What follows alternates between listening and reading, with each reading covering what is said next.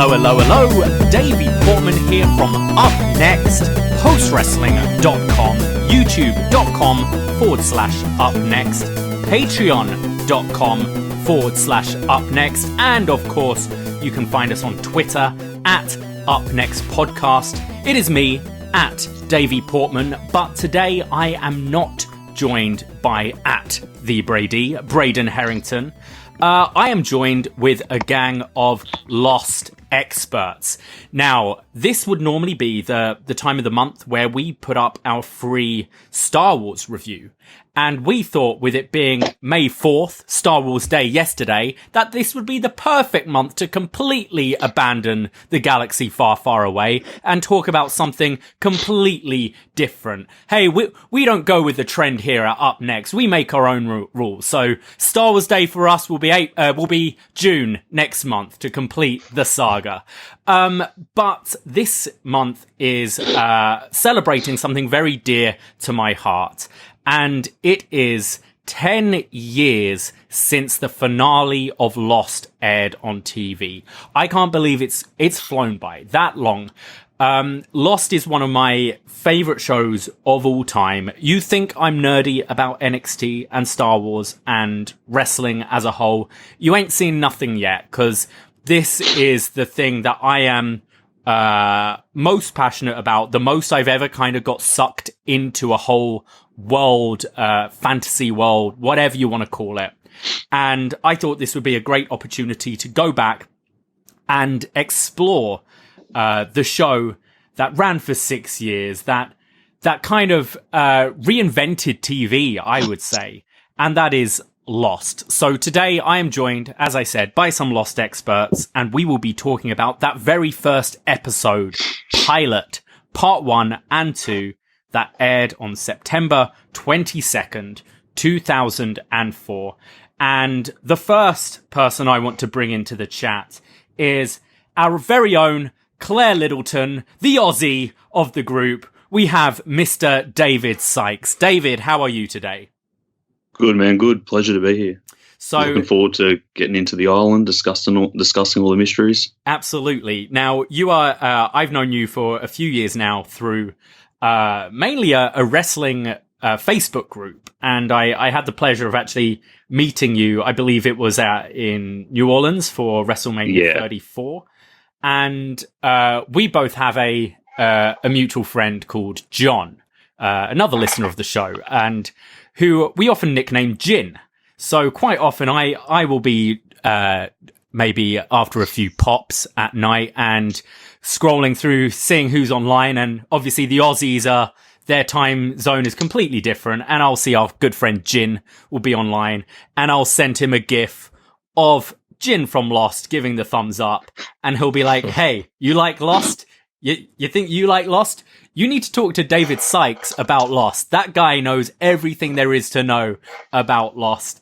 And yeah, we'll get into these random discussions online at 4:00 in the morning for me, just talking about the island and stuff. So I thought, who better to have on this show than David Sykes? Now, David, you are in Australia. What is the time there right now? It is 5:15 in the morning. Damn. Now, that's dedication, because you really wanted to talk about this show, and you've been off work for a bit because of COVID, correct? Yeah, correct. Yeah, went back last week. And what is it you do, David? I work in retail, working like for a sportswear brand. Okay. And how's it being back? Is it? I mean, we've been alright, because we've got the online marketplace that sort of carried us through. Right. But starting back up, it's good to be back. But last month's been a bit uncomfortable for everyone. I'm sure. Just chilling at home. Are you happy to be back in the swing of it now? Yeah, definitely back in all routine. Nice. Back to 9 to 5. And so I just want to, before I move on, just maybe give me a little intro about yourself and kind of when you found Lost and when you started watching it and what hooked you initially with the show. It would have been like primary school when Lost first come out. It was like a Thursday night schedule, and yeah, like I remember the first episode aired that next morning. That's all anyone could talk about. They promoted it like crazy on our local station, and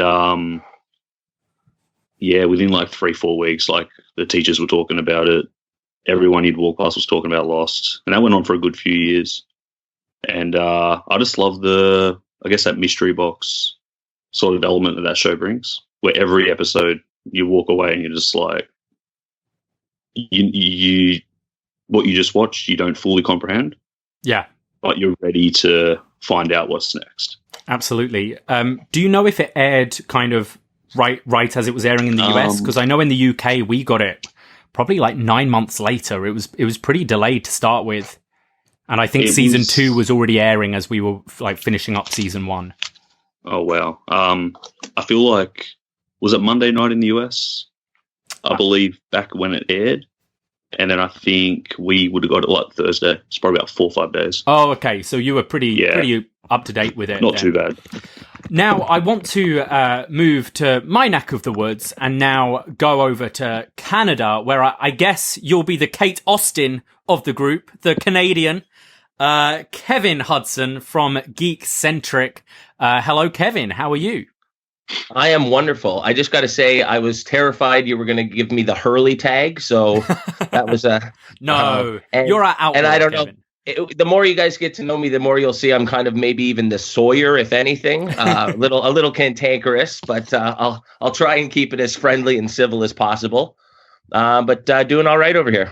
You're doing good. And now you have this YouTube channel and podcast called Geekcentric. So I thought maybe you'd want to talk a little bit about that and say who you are and why you're the perfect choice to have on this show, being a massive geek, if you don't mind me saying.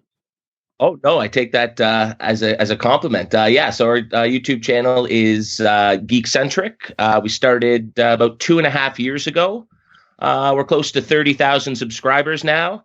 And essentially what we do is we look at our love for pop culture through toys and collectibles, essentially. And so the primary focus we have is what we call fun boxing, different toys and collectibles. We often do, musical parodies and that sort of thing. And so, we love pop culture, movies, television, sports, wrestling, everything. And so any chance, I get to talk about something as significant as Lost was to me when it was first airing is an absolute treat. And again, because we're, relatively new on the channel, we haven't looked at anything Lost. And so this is an awesome opportunity to do that. Yes. I know on our podcast, me and my other co-host, or one of them, Nate, we've had a few arguments about it as we have different memories of the show and how it ended. And so I think the last 10 years of my life has been spent upset about how everything ended. Of course, I won't get into anything now, but I think it's an awesome chance to go back and rewatch for the first time since it did go off the air. And my appreciation has certainly been renewed and restored up to the point at which I'm at in my rewatch right now. So. Absolutely. And I know that's one of the reasons why I wanted to get you on, because I listened to your show and I heard you, and I know people get like this when they listen to Braden and I talk about films or NXT or whatever, but I'm listening to you and Nate get heated about Lost, and I'm just walking around the streets with you in my ears, and I'm kind of wanting to yell out stuff and join in the conversation. So I thought you'd be a great person to get on the show. And yeah, I think once we get to that review of the finale in a couple of weeks, that's where the gloves are coming off, I feel. But I think we're all going to be in the same boat, the same fuselage for this episode here, because not a great deal to criticize as far as I'm concerned with this pilot. And finally, let's go over. I'm trying to think who you would be, and I guess you'd be the Rose of the troupe here, coming from living right there in Manhattan. I think she's more Bronx, but she's the New Yorker of the Lost world. So we are going to MJ from NJ, no stranger to most of you, I'm sure. MJ, how are you today?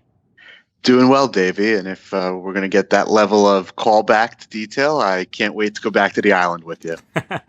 So, MJ, you're a massive fan of this show as well. I think I've name dropped Lost a bunch of. I like my metaphors when I'm talking about wrestling and stuff, and we'll often compare things to Lost or Game of Thrones or other shows that I'm familiar with. And I think whenever I've kind of name checked Lost, you've messaged me going like, "Oh, you need to do a Lost review. You need to do a Lost review." And one day maybe I'll do the full podcast, but I thought I'd better get you on because you clearly know what you're talking about. Did you start watching this like as soon as it aired, or were you someone who kind of caught up midway through? So I caught up midway through, and I think that really sparked my love for the show. It was the first show I recall that felt very binge-worthy. Now we think about television in the sense of binging TV. And we've seen a lot of shows gain popularity through that method of watching. For me, this was the first. In fact, I remember doing it with DVDs, and I'm sure some listeners may not even know what DVDs are. But it's a callback, and I just remember it being an event-like viewing experience. When I started watching, it was the summer of 2008. I had just finished my first year of college, and I remember people running around the dorms, gathering together to watch it whatever night it aired, and really having viewing parties. So for me, it was, okay, I'm going to use the summer. I'm going to catch up. And then I think watching it all so quickly, especially over a summer break, I was able to kind of deep dive myself into it. And people who know me from the post forums know I like to kind of dig into things and debate things. And Lost was that for me in the summer of 2008. So you mentioned like the binge-worthy quality of the show and message boards as well, because this is something I feel is starting to kind of die and lack in TV nowadays. I'd say there have been two shows for me since Lost that have had the same level of anticipation and just intrigue week to week, and that would be Breaking Bad and that would be Game of Thrones. And I think there's something so rewarding of having to wait a whole other week to watch 40 minutes to an hour's worth of TV, and then you have that time to go online, go on the message boards, theorize everything. And I'd say to anyone who is watching this show for the first time, like, look at everything in every scene. Look at little like candy bars or wrappers or things that are going on in the TV in the background, because there are just Easter eggs throughout. And it was such a cool show to kind of finish watching an episode. I would then listen to a podcast and I go online and I discover all these things I've missed that people on the internet have found. I actually got any British listeners, I got chosen to be on a TV show called Richard and Judy.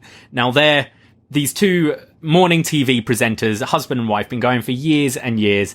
They moved on to have like a regular, like 5 o'clock show on weeknights, and they did a show, an episode on Lost, and they asked people to send in their theories, and they would choose people to come and meet some of the cast and give their theories on TV. So I got chosen and ended up filming my bit. David Walliams from Little Britain talked far too long, so they never aired my thing, and they never even cleared it with the cast's agents that fans would be able to meet them. So got to stay in the same room as the likes of Hurley and Jin, but didn't even get to say hello. So it kind of sucked. And I might go into actually what that theory is in the next episode. But I feel it might be time to go back to that date, September 22nd, 2004, where it all begins. Now, the show opens with the shot of an eye opening, and we see a man in a suit lying in the jungle. A golden Labrador runs up to him and runs off. The music at this point is like this humming. It's kind of quiet. There's some cuts on this guy's face, but he doesn't look too bad. He finds a little like bottle of vodka like you get on an airplane in his pocket. He starts running through the jungle, and we see a white sneaker hanging up in a tree. He comes out of the clearing onto the beach, and that's where we start to see the screams, hear the screams. The camera pans around and we see the wreckage of a plane. We see all the casualties. They're screaming. One engine is just roaring, still spinning round. Jack, sorry, I'm saying Jack here. We don't know who this guy is at this point. But the man in the suit is trying to clear people away from the engine. One guy gets sucked into it and it explodes. And then we see our hero here tell a rather large guy to look after this pregnant lady. And he goes, "Hey, what's your name?" And that's where it's revealed. The hero of the show, Jack. We see a guy trying to save a woman's life who isn't breathing. And Jack tells him that he's doing it all wrong and he could actually end up killing her. The guy trying to save her life says he's got a lifeguard license. And, well, Jack suggests, well, maybe you should be giving that back. And then Hurley, the big guy, Jack, and Claire, the pregnant lady, all run out the way as one of the wings falls down and explodes. Huge explosion to start the show. What an opening scene. Kevin, do you want to start there? I just watching it again, it's incredible how big it all feels, how like it's the biggest, it's like a movie experience on your TV. Like, it was just so unprecedented to see the kind of budget and scope and scale that they put into this episode. I think the 2 episodes cost $14 million. And so they were deadly serious about investing a lot of money to make this epic experience. And I just think not only are these 2 episodes the greatest pilot episode for any show in history, this might be the best opening 10 minutes in television history. It is just so much going on, and the way you're experiencing it through the lens of Jack, and just the way the sound of all the chaos comes into him as he hits the beach and then looks over at the utter chaos. It was like, it felt just as powerful rewatching it again all these years later. Absolutely. MJ. You mentioned seeing the whole scene kind of unfold through the eyes of Jack. It's the first eye we see of the show. It gives you your protagonist. It gives you a main character without any dialogue.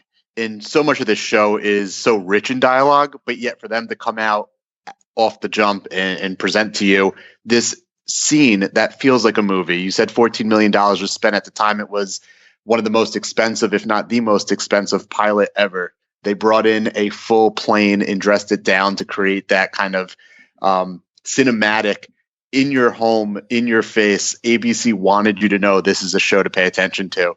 And this first 10 minutes captures you. David. Yeah, and the thing I love about this opening is when Jack gets on the beach, he looks out and you see like the secondary characters that we're later introduced to, but you see like sort of who they are without even knowing them. Like, Jin's looking for Sun, Claire's just screaming, like chucking a tantrum. I can't remember someone else as well. Oh, Charlie's just lost, you know? You've got Michael and it's just yelling. Like a great bolts. Introduction. Yeah, you're right. Right away, there's already an intrigue in these characters, who they are, what their story is, right off the bat. You mentioned about the budget. They estimated about 10 to 14 million. This plane isn't no set. This is an actual plane that they got and destroyed for this scene and for this show.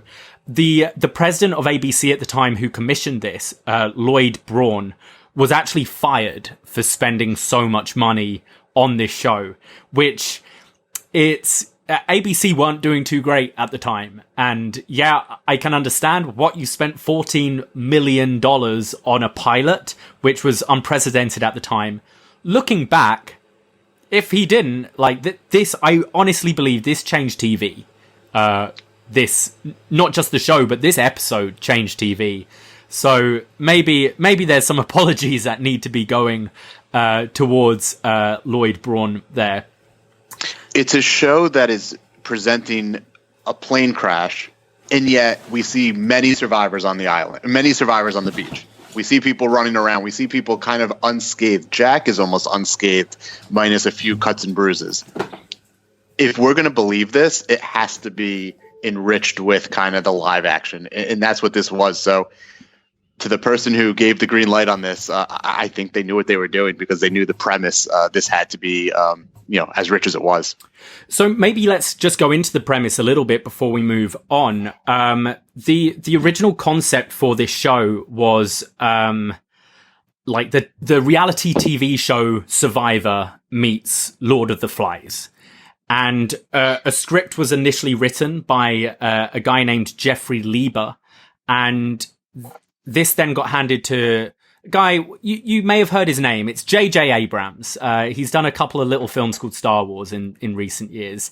And between J.J. and Damon Lindelof, they pretty much changed everything. The idea of the island is still there, but they started having these thoughts of making it a bit more supernatural. Now, Jeffrey Lieber still gets a creator credit because the initial nugget was there from him.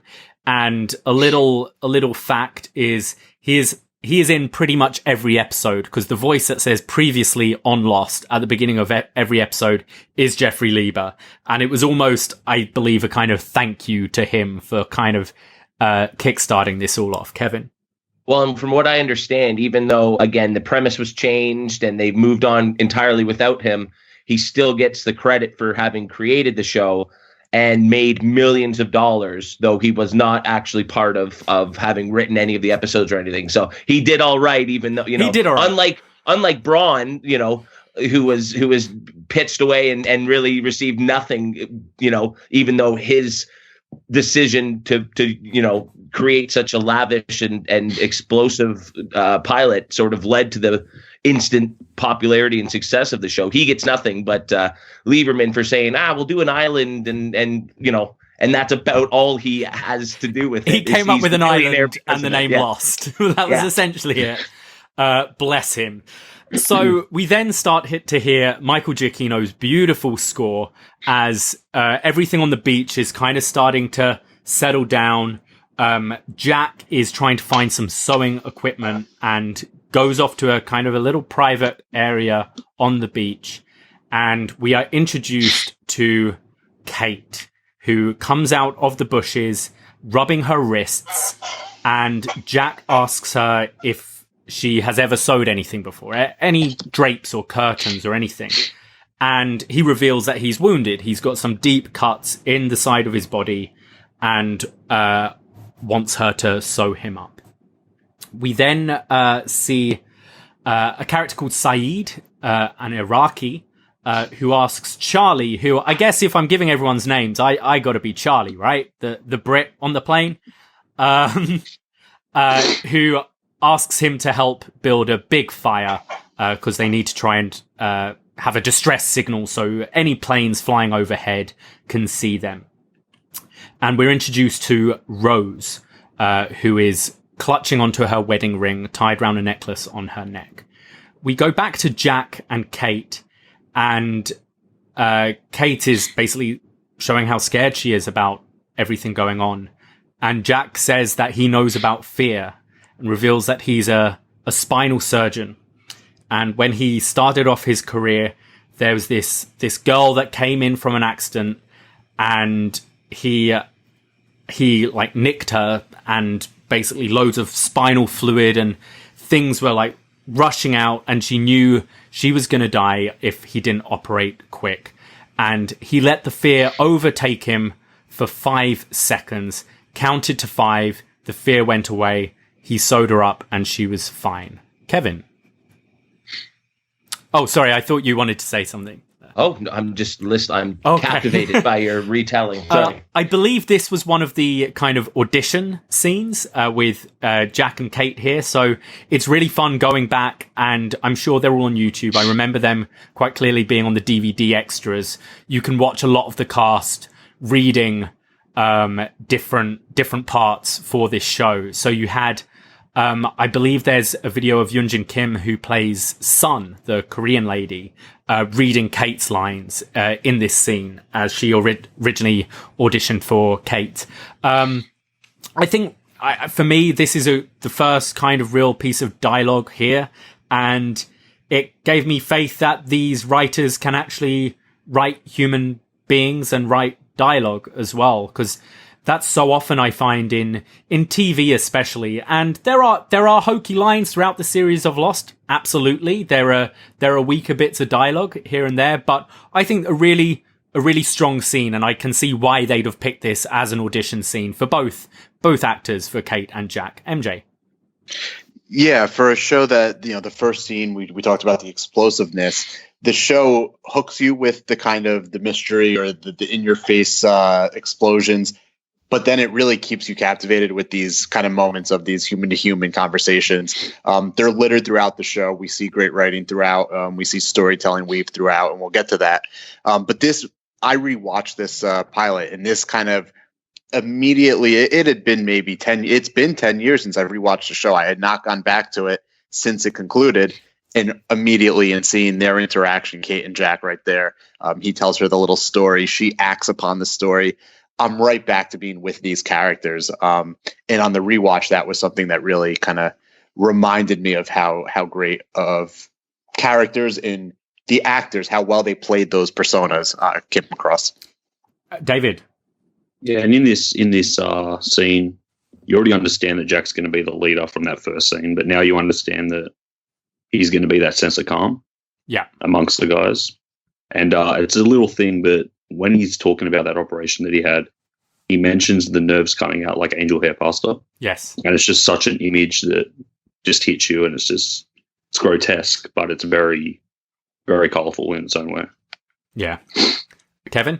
And I just think the pacing of these first two episodes is so incredible. And that, again, you start off with that 10 minutes of just pure chaos, and then they slow you right down and bring you into the characters. And then as we go on, something else big is going to happen. And then there's almost a lighter moment to let you breathe, to let you sort of soak in what's going on. And you might laugh at a character, say Hurley or Charlie. They sort of bring a lightness to this episode, even John Locke, And so I just think the way over this first hour and a half that they are throwing so much at you, but also giving you time to sort of take it all in and meet these characters was just so well done. And it really has to be watched as a two-parter in one go. You can't, there are so many characters that aren't touched on at all in the first hour.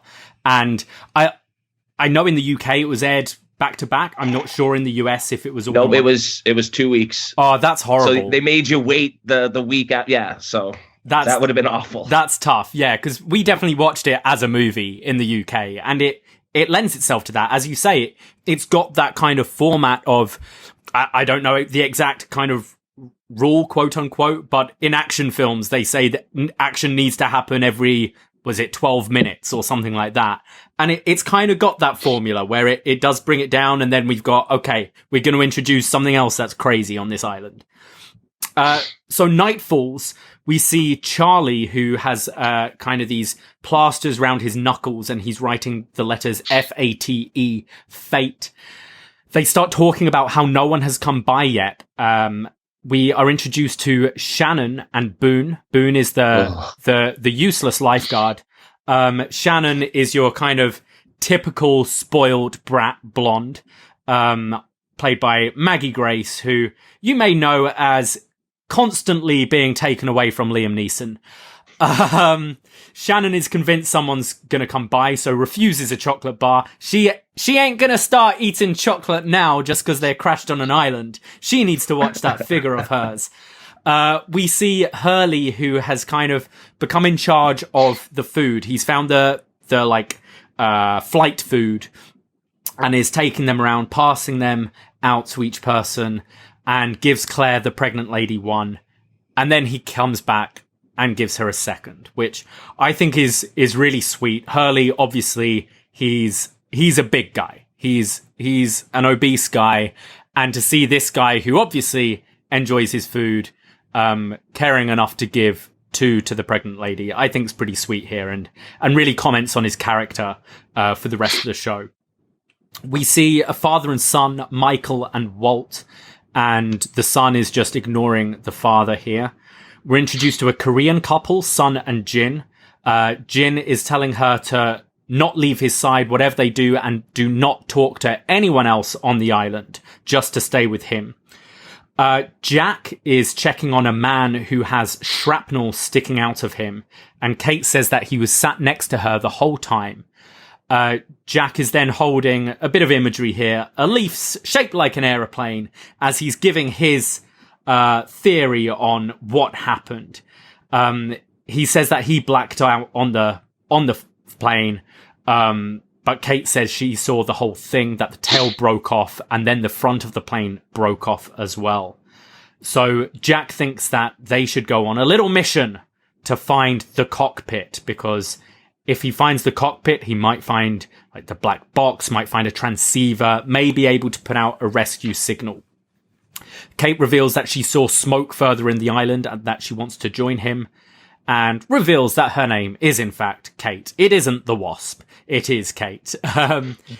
And that's where a bit of action happens again. We hear some crazy noise from the jungle. We see the trees start to move. Walt asks if it is Vincent. At this point, we don't know who or what Vincent is. And this noise, it's kind of the mix between like mechanical ticking, there's a hissing noise, there's almost like some kind of creature sound, a foghorn as well. It's really hard to describe what this sound is. And we get a beautiful shot of our entire lead cast lining up on the beach, looking towards the jungle. Thoughts, guys? David? I think this is the first water cooler moment about Lost. This was like, after this episode, everyone was like, what is in that jungle? Is it a T-Rex? Is it a giant bear? You had no idea, but you just had to see what happened next. It was so engaging.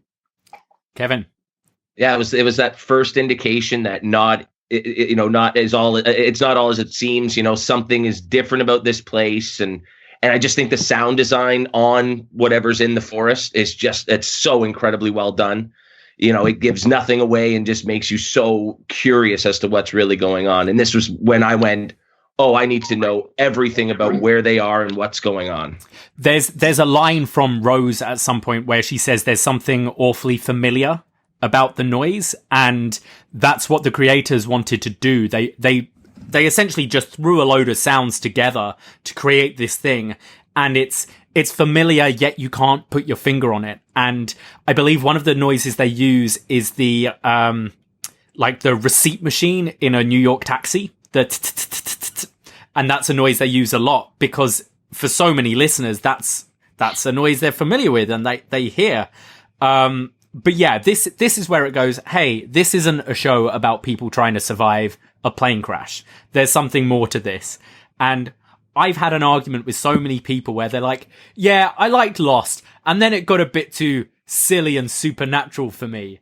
And I'm like, there's a sound of a monster within the first 20 minutes of the pilot. What are you talking about? MJ?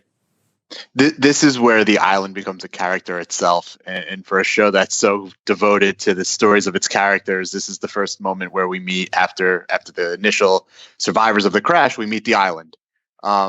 The sound effects, the audio that goes in throughout the pilot, whether it's the engine blasting and then the silence that kind of besets the island as they're sitting on the beach, and then this noise, it is familiar, but it's also speaks to you as like, okay, something's going on here.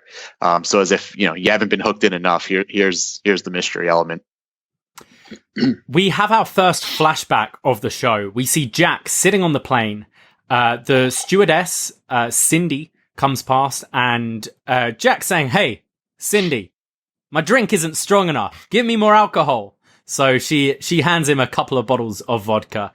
Always ask for two, guys. This is something my dad always told me. When they come round, those bottles are small. Always get two, and then wait for them to come round again.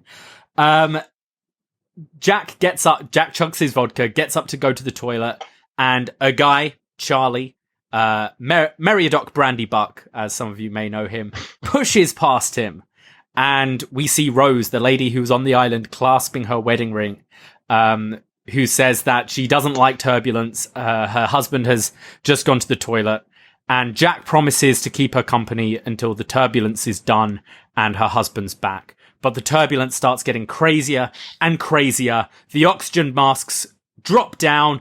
The plane's going crazy. Jack passes out. And then we're back present day on the island. This is the first flashback of the whole show, and a concept that will stay with the show and is relied on a lot. Again, a bit of a surprise to me when it first happened. I didn't feel we would be getting these flashbacks. MJ. So I had mentioned off the top that I started the show in the summer of 2008.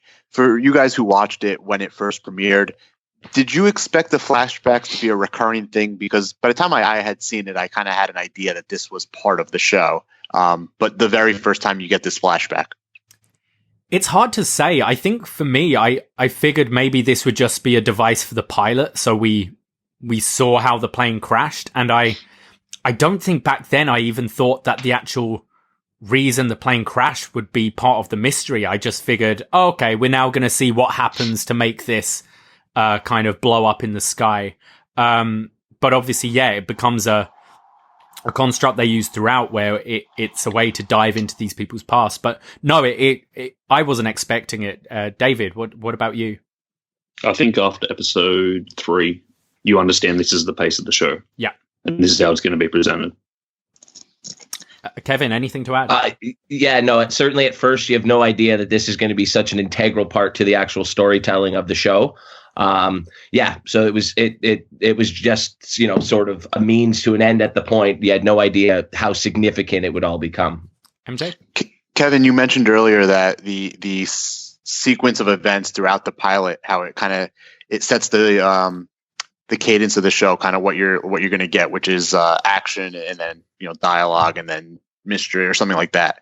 And you just said now here that this is by episode 3 we got the pace of the show. It's a credit to the showrunners and to the directing and the creation of this in the pilot that they kind of had this piece together already when they start filming and they produce the very first episode, because this is the formula that works throughout the rest of the series. So kind of looking back at this pilot now, it's wow, they did have a structure in place that they didn't really have to deviate from too much. And it's a device that is definitely overused now. A lot of everything after this show aired, after the first season aired, tried to be Lost. And the flashback formula was then kind of done to death. And I'm not saying Lost created the idea of a flashback, but I think they definitely improved the idea of it, of being able to dive deeper into kind of someone's state of why they are the person they are. They did use it very well, and it does. I don't want to get too much into the future because that's where we'll be going in the next couple of weeks, but it does definitely get tired after a while. But it is, especially season 1, it's very refreshing. I found at this point in 2004. Kevin. Oh, you want to see what happened to these people before the island as much as you want to see what's going to happen to them next. Yes. In particular, during that first season, you're so instantly enamored with these people and so curious about them that you want to know where they've come from and who they are and that sort of idea. And so the whole first season, that back and forth journey between the past and the present was amazing. Again, you said other shows did it to death. I mean, I think Lost ended up, doing it overdoing it a bit to a point where they have to reinvent themselves as they go forward. We won't get into anything, but certainly that first season is just fantastic to sort of explore the characters that way. And it makes you realize, as much of this show is about the mystery, to me, the show is always about the characters. And I think that's where so many other shows failed after this. I remember there were shows like, what was there? There was Flash Forward, there were Heroes, there was Invasion, there was Alcatraz. Exactly. Yeah. And they were all mystery shows. They were all like, we're going to end each episode asking you 5 questions and maybe answering 1. But the characters were just nothing. And this whole concept of flashbacks here is to make you care about who each person on this island is. And therefore you can have a filler episode you don't mind so much because you're spending time with these characters that you are genuinely interested in and are happy to spend an hour of your evening with. And I think that's one of the biggest strengths of this show. Kevin? Well, and just to not to deviate too far here, but just to talk about the characters really quickly, you talked about earlier how, the different actors came into audition for different parts. And it was like the creators ended up rewriting and creating new characters based on the actors that came in. Dominic Monaghan came in to play Sawyer, and they liked him better for the character of Charlie, who was originally an older, washed-up rock star, and they rewrote the character to fit him. They created the character of Sun for her. It's amazing that they found these perfect actors and created characters for them based on that they would be absolutely perfect for, and it just worked out so well for them. Absolutely. I believe Hurley auditioned for Sawyer as well. I think Jin auditioned for Jack. Yes. And I know the idea they had in mind for Sawyer, who we haven't really met at this point, but the idea of him was more of your Danny Ocean con man, like a very sophisticated, suave, like James Bond-esque con man. And Josh Holloway brought something completely different to the audition, and they went, nope, that's our Sawyer. That's Sawyer. Yeah. And I think that's a real credit to them. And also, like, as an actor, it's really awesome watching the auditions, and you see it as the series goes on. You see people turn up for one episode and just blow people away with how incredible they are as an actor, that they go, we got to keep this guy. We got to create something for this. Kevin? Jack himself, right? Yeah. Like, I mean, I don't know if we're jumping to the end, but something's supposed to happen to Jack in the first episode, and it doesn't. Yeah. Right? By all accounts, he's supposed to kick the bucket, and, yeah, clearly didn't. Absolutely. Yeah. He was originally meant to be written out, to be kind of this shock death, but then he was too much of a good leader that they were going, we can't do that. And, which showed originally like how brave the show was in its writing and how different they wanted to be. And it might have been cool to have written him out of the first episode, but I think they made the right choice keeping him on, because he's a constant throughout this whole show. Let's get back into it. So we're back on the island. Jack this is a recurring theme here, trying to get Kate not to go with him on a mission. This will happen pretty much in every episode of Lost. Kate will go, hey, I want to join you. And Jack goes, no, I don't want you to join me. Tells her to get better shoes if she's going to join him. And then this is pretty grim. You see Kate walking amongst the dead bodies, trying to find a pair of shoes that fit her. It kind of brings to reality sort of the death here, and that not everyone is so lucky. And we see a bald man sat on the beach who turns around and smiles at Kate and has an orange in his mouth. And that is the introduction to one of the most important characters in this whole series. But I think this might be his only scene in the first episode of the pilot. MJ. Davey, do you know what this is a callback to, or what this is in reference to? Another moment in pop culture history? No. It's from The Godfather. Okay. The idea of smiling with the orange. Right. There's something about John Locke that just feels very like somebody who's always conspiring something. So I always like the fact that this was a reference, or a deep reference to The Godfather. Yeah. No, that's right. I remember people being the next day at school like, there's more to that bald guy. That bald guy knows something. That bald guy knows something. David. He's silent here. And in this episode as well, there's another shot of Locke where he's just sitting on the beach. It's like a 2-second shot. He's sitting on the beach, and there's like the storms coming in. Yeah. Or it might be the part 2 of the pilot, but I think it's part 1. So you got that, and then you got the orange in the mouth. So you instantly get this sense of mystery. And like, you get a sense that this guy's the villain, which I don't know if that's the case later on, but that's the sense you get in the first episode. This guy's up to something else. Which is fantastic that you can give this guy no dialogue and maybe 10 seconds max of screen time, and he's one of the guys you're interested in at the end of this. We see Hurley, who approaches the gang and says that they should really start doing something about the bodies because they're starting to smell a bit.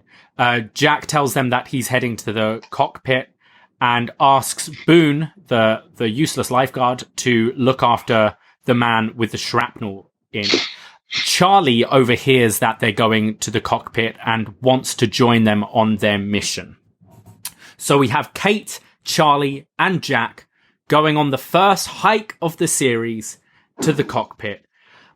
Kate thinks she knows Charlie, and he starts singing, "You all, everybody! You all, everybody!" And Kate has no idea what he's doing, and he says, "I am Driveshaft." He's in a band called Driveshaft, and they had this massive hit called "You All, Everybody." And Kate goes to Jack, "Hey, did you know this guy's in Driveshaft?" And Jack completely no-sells it, doesn't give a flying fuck about who Charlie is, who Driveshaft is. And you've got to feel for poor Charlie here, because he's just trying to impress the pretty lady. During the hike, it starts to piss down with rain out of nowhere, and this is the shot you were mentioning, David, where you just see that the bald man, John Locke, is just sat there as if it's nothing. We see Jin, who is getting shelter with Sun. Someone else tries to shelter under them, and he tells them to, I don't speak Korean, but I assume it's fuck off. They're all finding shelter from the storm, and we hear that noise from the jungle again. And Jack, Charlie, and Kate find the cockpit. They're moving their way to the front of the plane. There's bodies that are just falling out of their seats. They get to the cockpit, and the pilot wakes up. Now, are any of you familiar with who the pilot is? Kevin?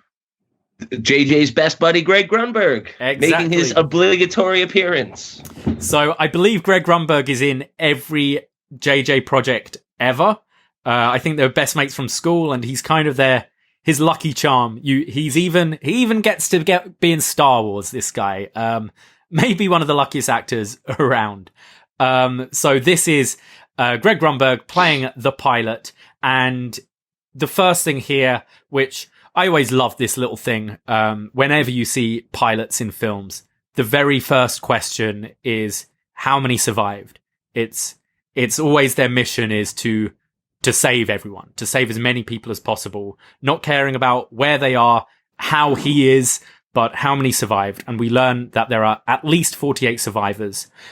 It has been 16 hours since the crash. The pilot asks if anyone has come yet, which obviously no one has.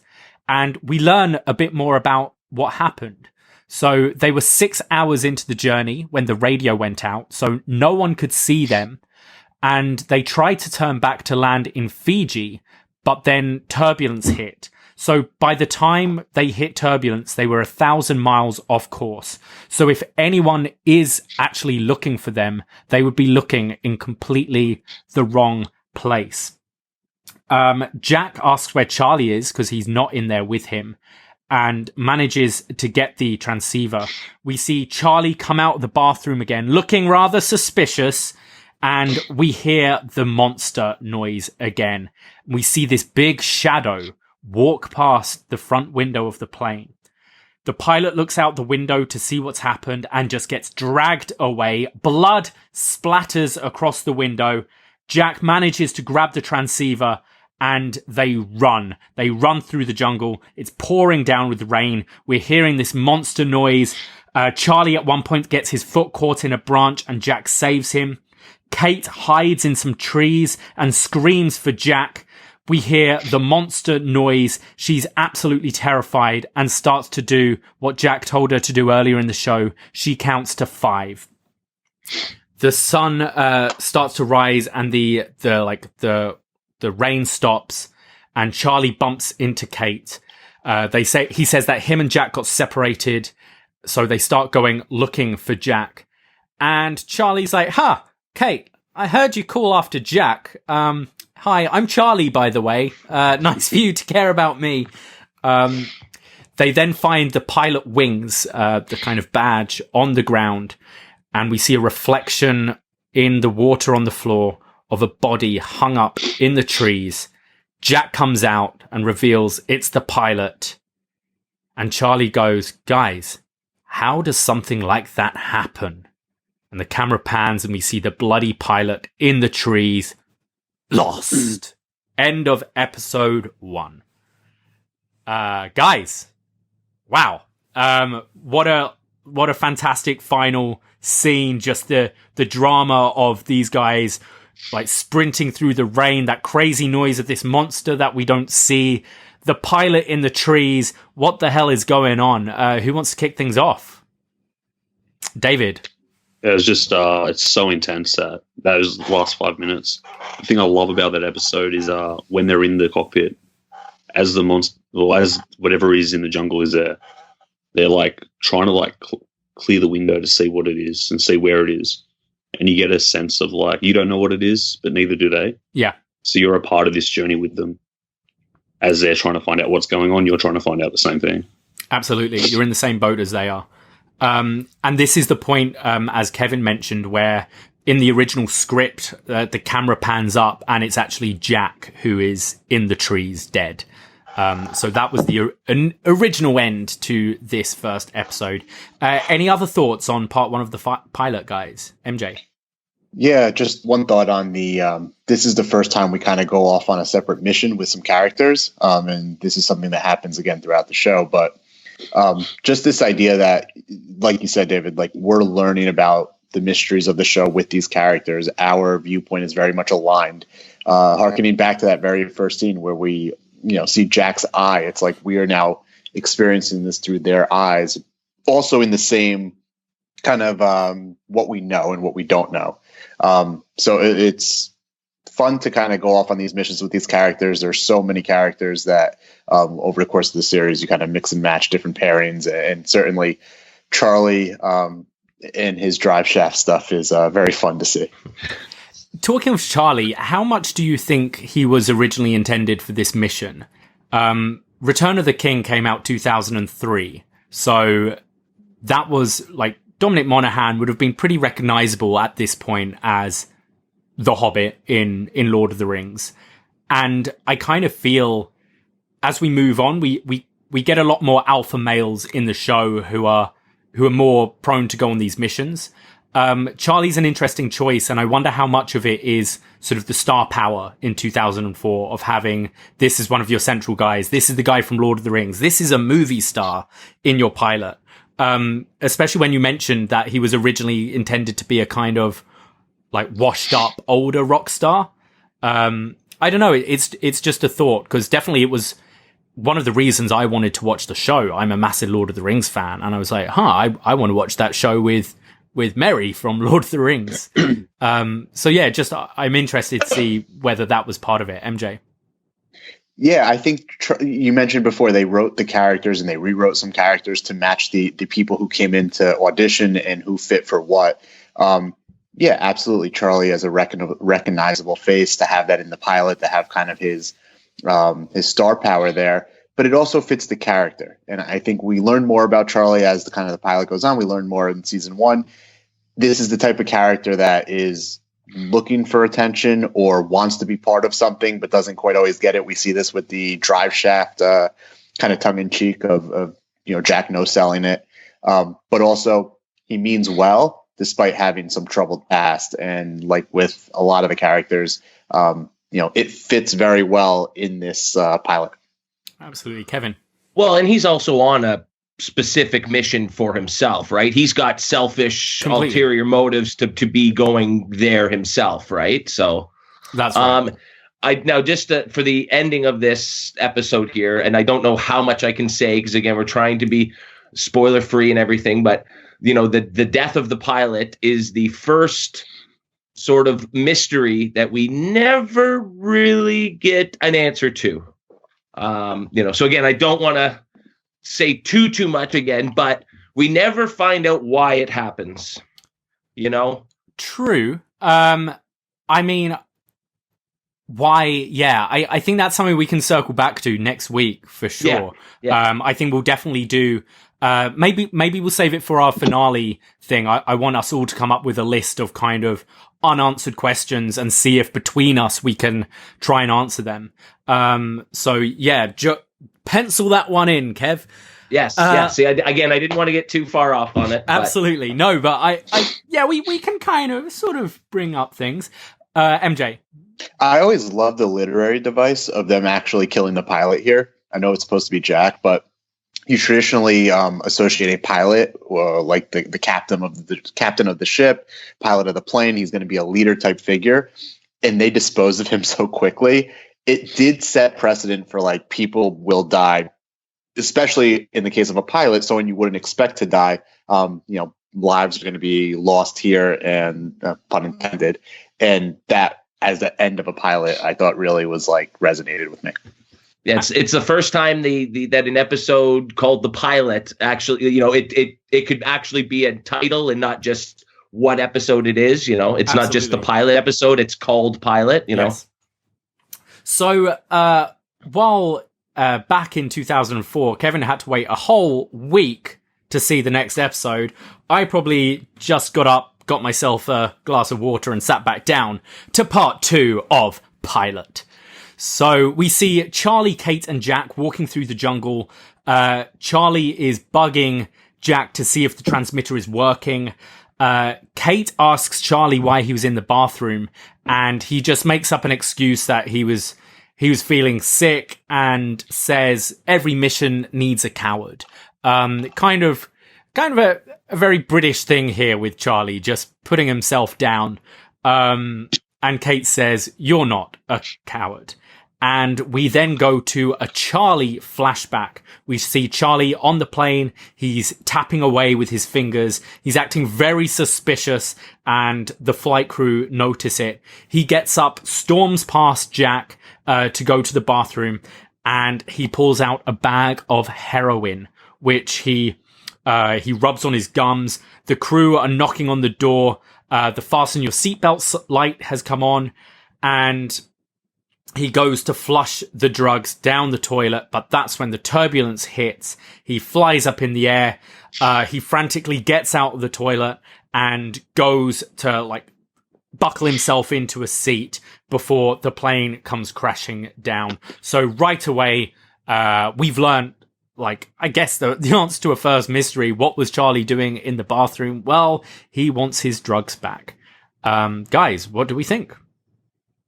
I think this is the first time that you realize that the flashbacks are essential to this show. You get where Charlie's at now, but now I need to know how we got to that point. Yes. And maybe an execution is not as good as you'd hope in that situation, but with most characters, their story to the island is just as good as when they're on the island. Absolutely. And Charlie has been slightly annoying, but a relatively nice guy as well, who they're having as the junkie here. So revealing this kind of dark past. And you're right, it's the first time you kind of think, oh, there's going to be something in all of these people's past that is maybe haunting them or carrying them through to the island. We go back to the actual beach itself, and Boone is sorting through some clothes as Shannon is sunbathing. She says he's just wasting his time. Claire asks Shannon if Boone is her boyfriend, and she says no. They're brother and sister, and Claire reveals that she hasn't felt her baby move since yesterday. We see Jin fishing, and Michael comes out of the clearing asking Sun if she has seen his boy. She replies in Korean, and Jin tells her to cover up. Jin is definitely maybe the main heel in the first few episodes of this show. Of the characters, there is nothing likable about him. He's just like, obviously this is a very kind of controlling husband, asking his wife to cover her up, not talk to anyone. He only speaks in Korean, so there's no other way he can really communicate to anyone here.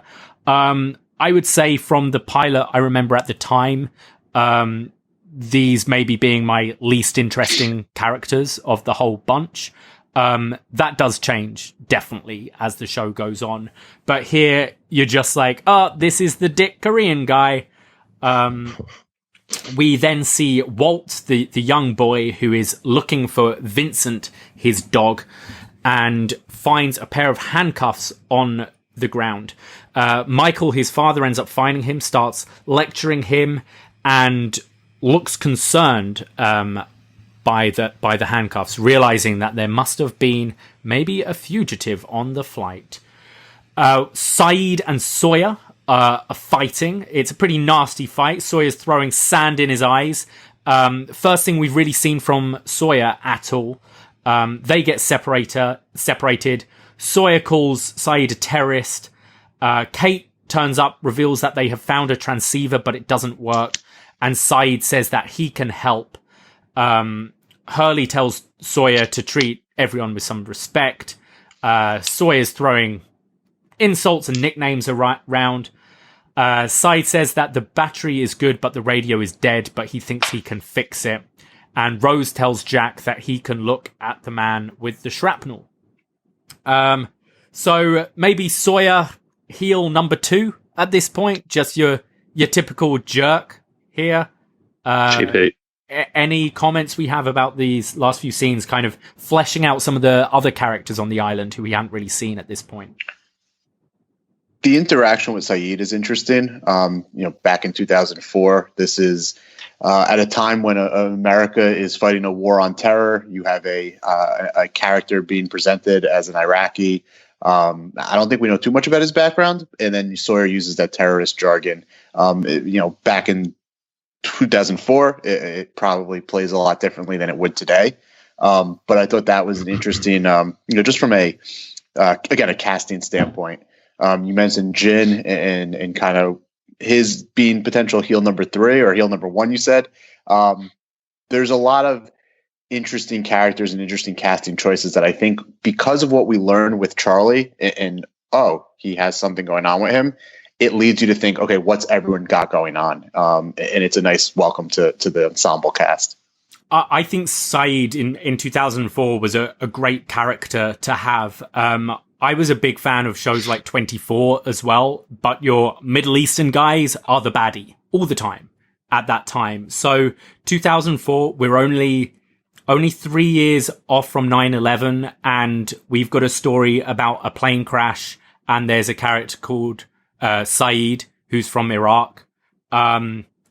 It's nice and progressive for this time to not have him playing your terrorist and actually have him be one of the heroes and one of your main characters of the second episode here of the pilot. He's kind of leading the second mission, Kevin.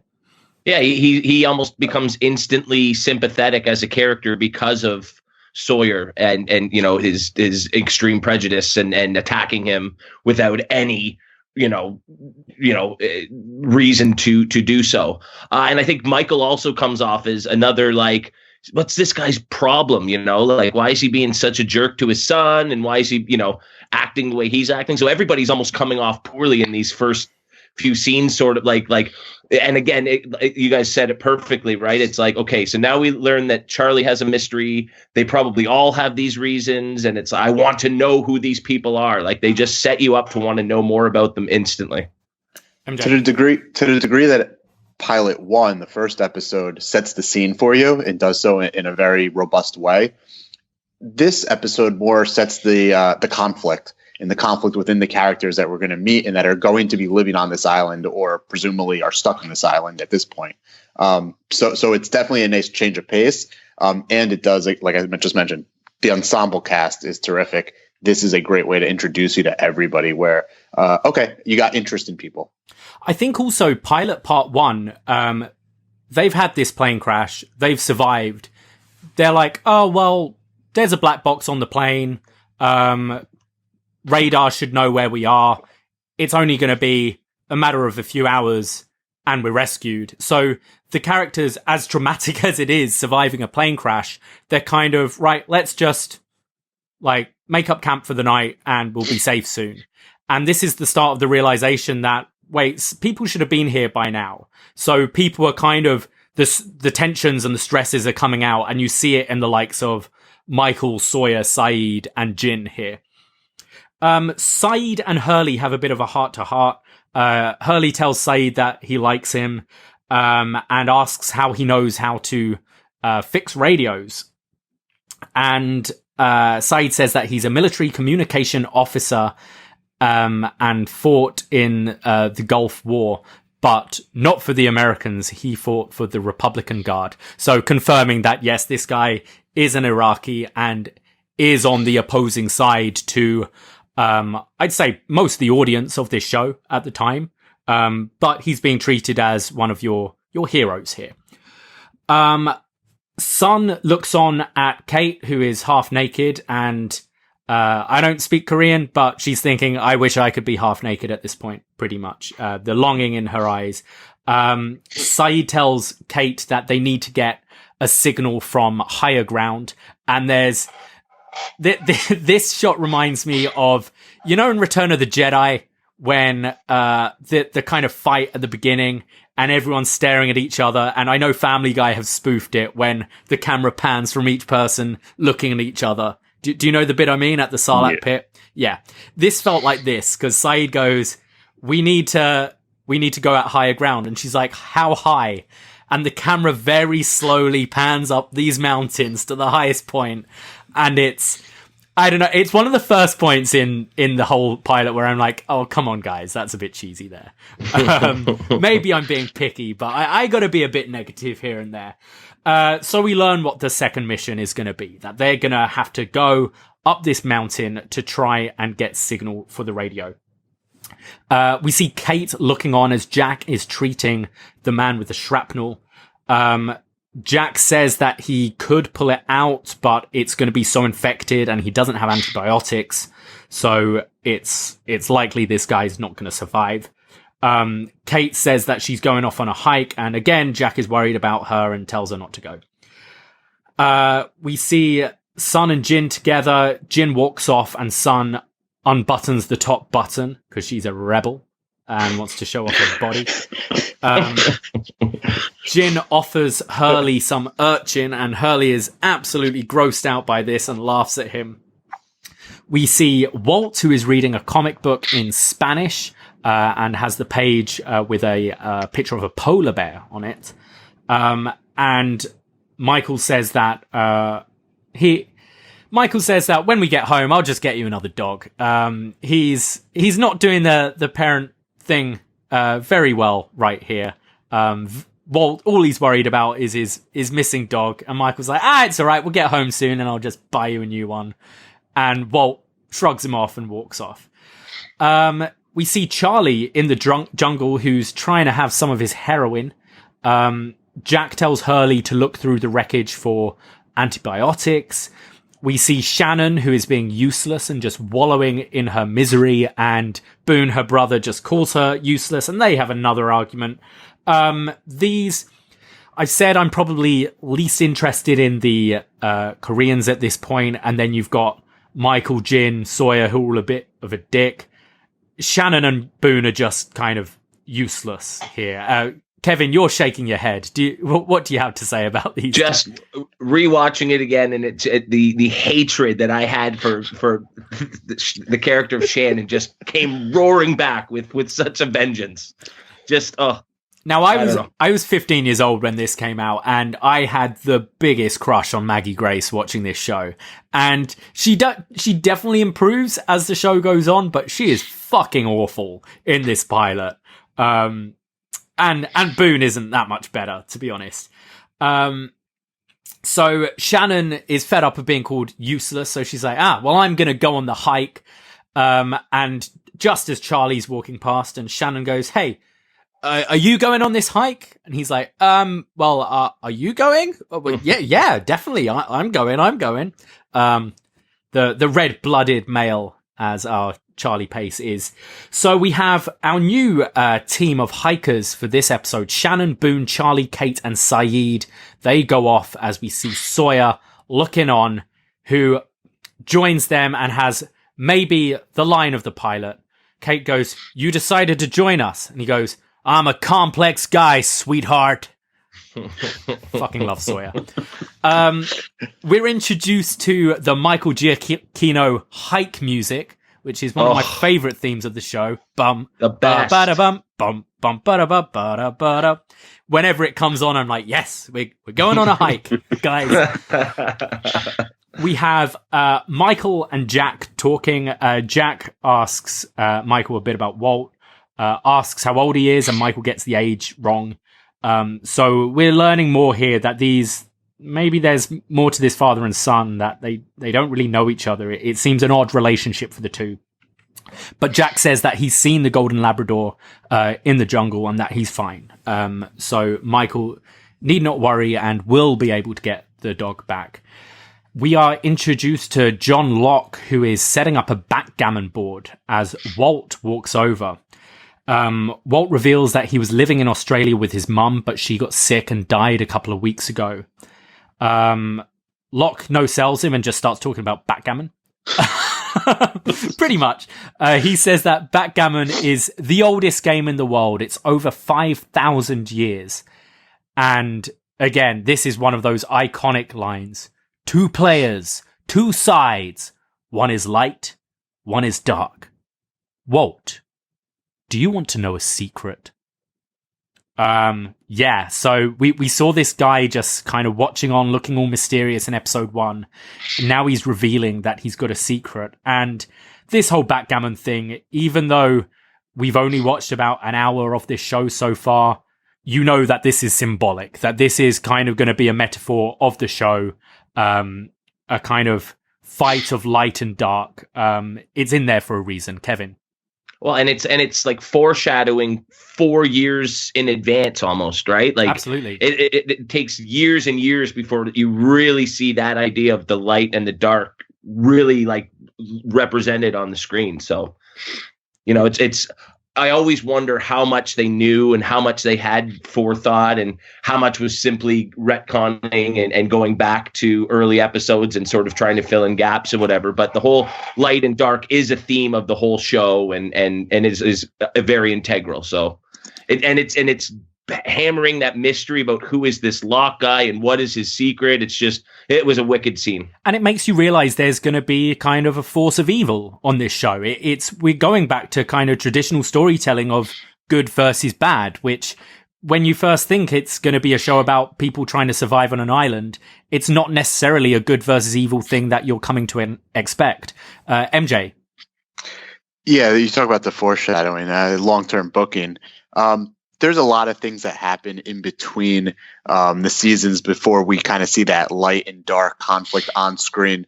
But you do get the sense, especially on a rewatch, that it is setting the stage for some kind of long-term booking or storytelling, that they had some idea where they were going. So I always thought that the criticism that they had no answers planned, I think they had a framework. On the light and dark, I think we see it with the characters. That each one, as we learn more and more, seem to have a light side and a dark side even within them and within their little bit of history that we're getting. And certainly that is something that plays out throughout their series. Definitely. David? Yeah, and with Locke, I think you get a sense of, at least when I remember watching when I was a kid, when I was watching this, that like he now, like, you feel like he has the answers. Yes. Like and that sums up John Locke in the not foreshadowing anything, it just sums up John Locke throughout the show. He has the answers, or he thinks he has the answers, and I think that's the image you get of him. And again, it makes you curious of what his story is. And I know when you go further into the series and you realize that each episode is going to be character centric, he's one of the first ones where you go, I want to know this guy's backstory. I need to know who this guy is, what his story is. Some of the others you can hold off. It's like, don't really care to know much about Shannon at this point, but Locke is someone, who is this guy? Why is he on this island? Why is he being creepy? Why is he enjoying sitting in the rain, playing backgammon? What is his story? We see Jin, who goes over to Claire, and this is the first time he kind of shows a bit of lightness, if you will. He offers Claire an urchin, and in Korean, he's essentially saying, look, you're pregnant, you've got to eat, you've got to have something, have this. And the baby starts to kick. Kevin. Isn't raw fish bad for pregnant people? Like that's all I could think watching that. It's like the worst thing you could eat, but it turns out that it clearly isn't. Not on this magical island. Yes, we need some realism. That what else were they supposed to eat? No, true. He could have cooked. Did he cook it for her though? Like raw fish is very bad. Yeah, but it does the trick because the baby starts to kick and Claire starts laughing and. This moment's actually really sweet. It always makes me smile when she grabs Jin's hand, who we've seen up to this point be this pretty awful, controlling husband, and just grabs his hand and puts it on her stomach so he can feel the baby kick. And he kind of reacts and go, oh, and smiles. And it's a really sweet moment, MJ. She says he kicked, which so much of this dialogue, there's so much packed into just short little exchanges between characters, but she's saying he kicked, not knowing it's a boy. Ultimately, we do find out it is a boy. It's just one of those things where the simple lines, 2 words, mattered or told you what was coming, foreshadowing different literary devices there. And you can look at it 2 ways. Again, you started to see that this island's a bit mysterious. Is that informing her that she's having a boy, or is it just a feeling like mothers have? They go, I kind of feel like I've got a boy kicking around in here. You can look at it both ways completely. So we go back to our A team who are on their hike. Sawyer keeps on asking Saeed to check the radio, and Saeed's like, nope, we're not high enough yet. We need to go higher and higher. They start arguing again, and then something starts running towards them. Shannon starts to scream, and Sawyer pulls out a gun and starts shooting. And they kill a bear. But not just any bear. It's a polar bear. WTF, what's going on? Why does Sawyer have a gun? Why is there a polar bear on a tropical island? Do you remember initial thoughts watching this? Because this is when you know the answers, it's kind of weird going back talking about it. But I kind of want to try and put our minds back 16 years ago at what we felt here, seeing a polar bear on a tropical island. Who wants to go first? I was more intrigued. I had no idea of the answer, but I was ready to find it out. Yeah. Absolutely. Kevin. Yeah, I'm trying to watch this with as fresh eyes as I possibly can. And it has been long enough that I do forget a lot of things until I perhaps see them or, and the exact reasons behind things are lost on me. No pun intended, and I'll rediscover them again as we're doing this rewatch. But the feeling at that point, between the noises and the monster in the first episode, and then a polar bear being in the middle of a tropical island. For me, the island is my character that I care most about throughout the whole show. Yes. I know you prefer the actual human characters, where this island is my central focus, and its mythology is already building up to such a point. And it's not even done in this episode, right? I know we're going to keep going, and there's even more, but I am just on the edge of my seat at this point going, where, I actually probably shouldn't say the line yet. I'll save it to the end. MJ. I feel like the show has a few moments throughout this pilot, throughout the 2 episodes, where they're so memorable. I also, like you, Kevin, I'm trying to watch this with the freshest eyes. It's been 10 years since I've seen, the show at all. I've tried to stay away because of how many hours I spent on the web, the dark web, reading about it. But there's the moments where, the guy gets sucked into the engine and the explosion. There's the sound of the island, the mystery of the noise. And then there's this polar bear. Now, this comes, if you watch these as if you watch this as a kind of a feature where it's 2 episodes and you watch them right back to back, which is how I first watched it. At this point, I'm already so engaged. I'm along for the ride. We're talking about an island where a plane crashed and people survived, and there's some mysterious stuff going on. So if you've made it this far into the pilot, you're in. And the polar bear to me was kind of that like, okay, anything can happen. I'm in. I remember people as well being like starting to get frustrated when answers weren't coming and then being like, oh, I'm close to giving up on this, but I just want to know why there's a bloody polar bear on the island. But what I also love about having the polar bear here is for a split second, you think you've got the answer to what the creature in the forest is. Just for a minute second, you go, oh, okay, they're being hunted by polar bears. There are polar bears there. And then Charlie right away goes, that's like a teeny weeny fraction of a thing that killed the pilot. So you're like, damn. But for a second, you think you have the answer, which is pretty cool. Back on the beach, we have Jack asking Hurley to help him with the shrapnel man. And Hurley reveals that he isn't too good with blood. Jack pulls out the shrapnel and we see this blood and just black ooze coming out of him. It's pretty disgusting. And poor Hurley passes out because he can't take it. And not only passes out, he passes out on top of the dying man. And this is like a 400-pound dude? If things couldn't get any worse for our poor shrapnel man, he just had a 400-pound guy pass out on him. They played very well with visuals to provide humor throughout the show. There's a moment later where they're playing golf, and the visual of it, obviously, it tickles my funny bone. But they use these kind of visuals like Hurley falling to provide levity in a show that didn't have over the top jokes, haha moments. And I think what's great with Hurley, I think it's easy to look at him in this first episode as just comic relief, and the character evolves a lot more than that. But I think it's also, Hurley is us. Hurley is the most normal guy on the island. He isn't a guy volunteering to go into a jungle where we're hearing monster noises. He's not particularly good with blood and doesn't really know how to help this surgeon save this man's life. He'll try and help as best as he can by handing out food to people that he's found, but really he's the most normal person on this island. He's you and I, which I think is really an important character to have on a show where you have like Iraqi soldiers and spinal surgeons. You need the everyman, and Hurley represents that perfectly. MJ, the ensemble cast. Kevin, you mentioned your disinterest in Shannon and Boone, but they really did a great job of kind of giving you characters that were relatable. You can say Hurley's the common man, but we all know somebody like Sawyer who's brash and going to use nicknames. We all know people like Shannon who are just going to be absolutely useless when you need them in a moment of a crisis.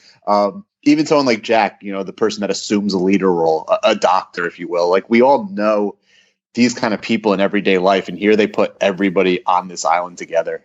It's just a repeated theme of this ensemble cast and how great it was. I mean, Shannon and Boone are like everyone in that Fyter Fest documentary. All the people that booked tickets to that festival, that's Shannon and Boone. Like, they exist.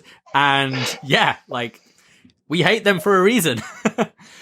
We're back to our A-team, and Kate asks Sawyer where that came from.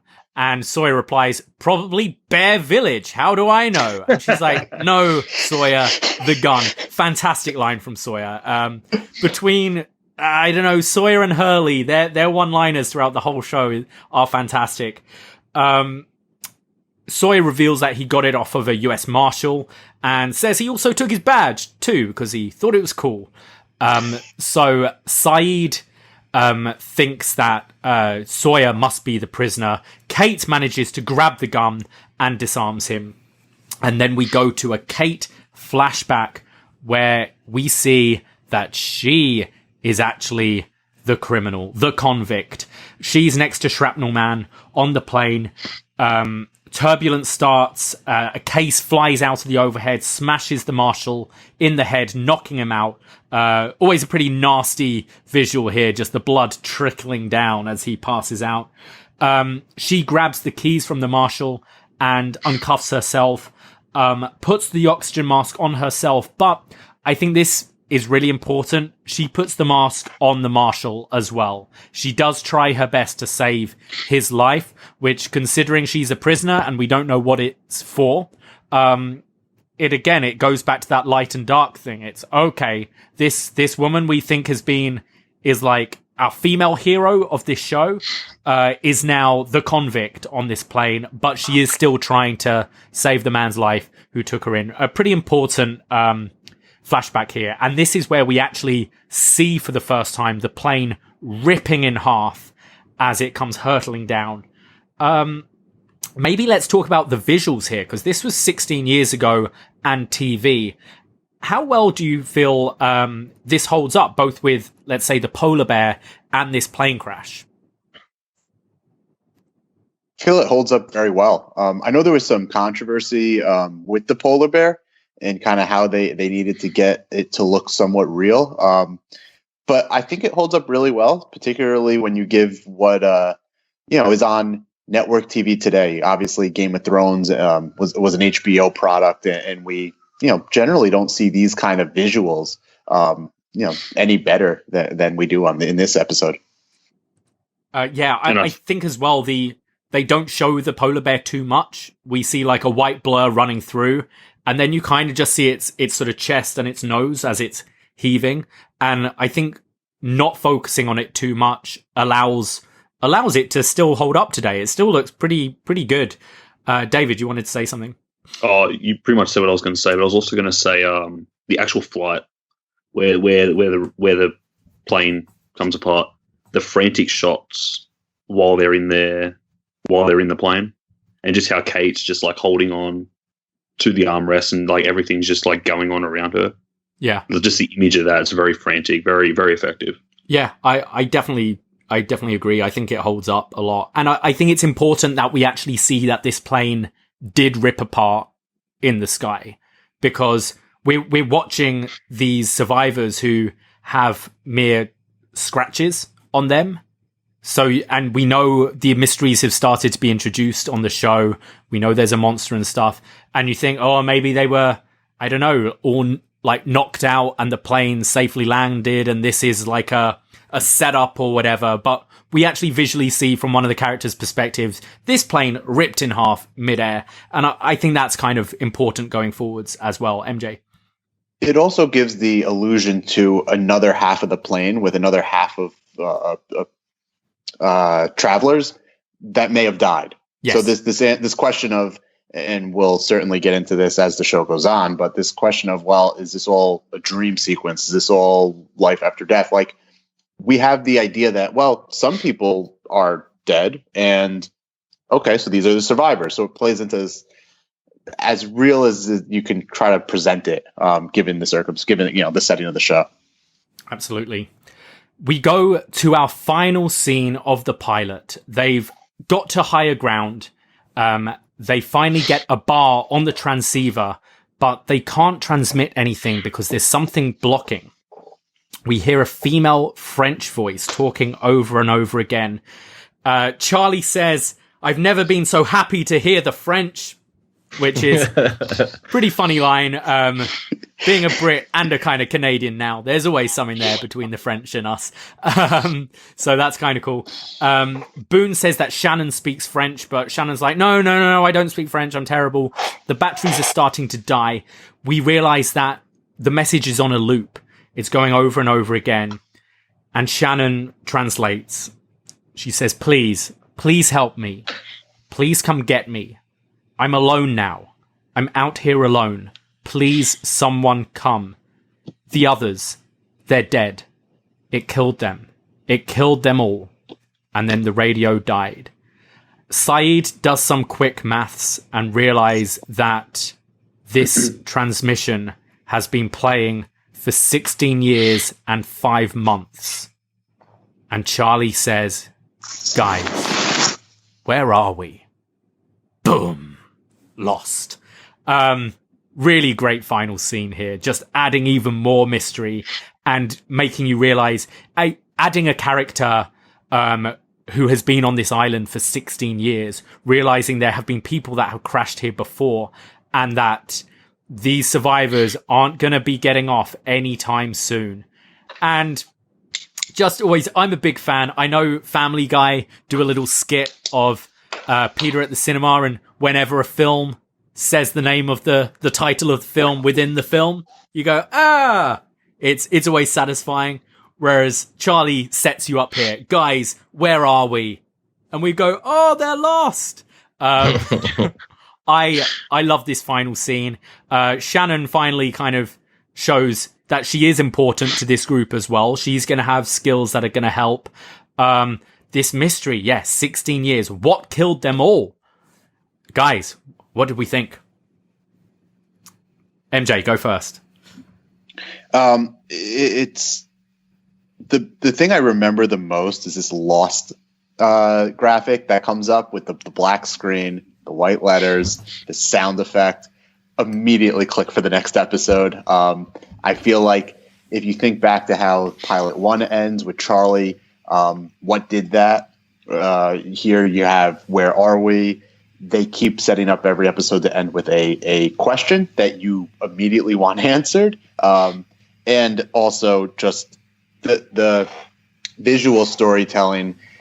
Charlie sets it up, like you said, Davey, and then Lost. And there's just continued use of visual tricks to kind of bring the show to another level that really made it stand out at the time.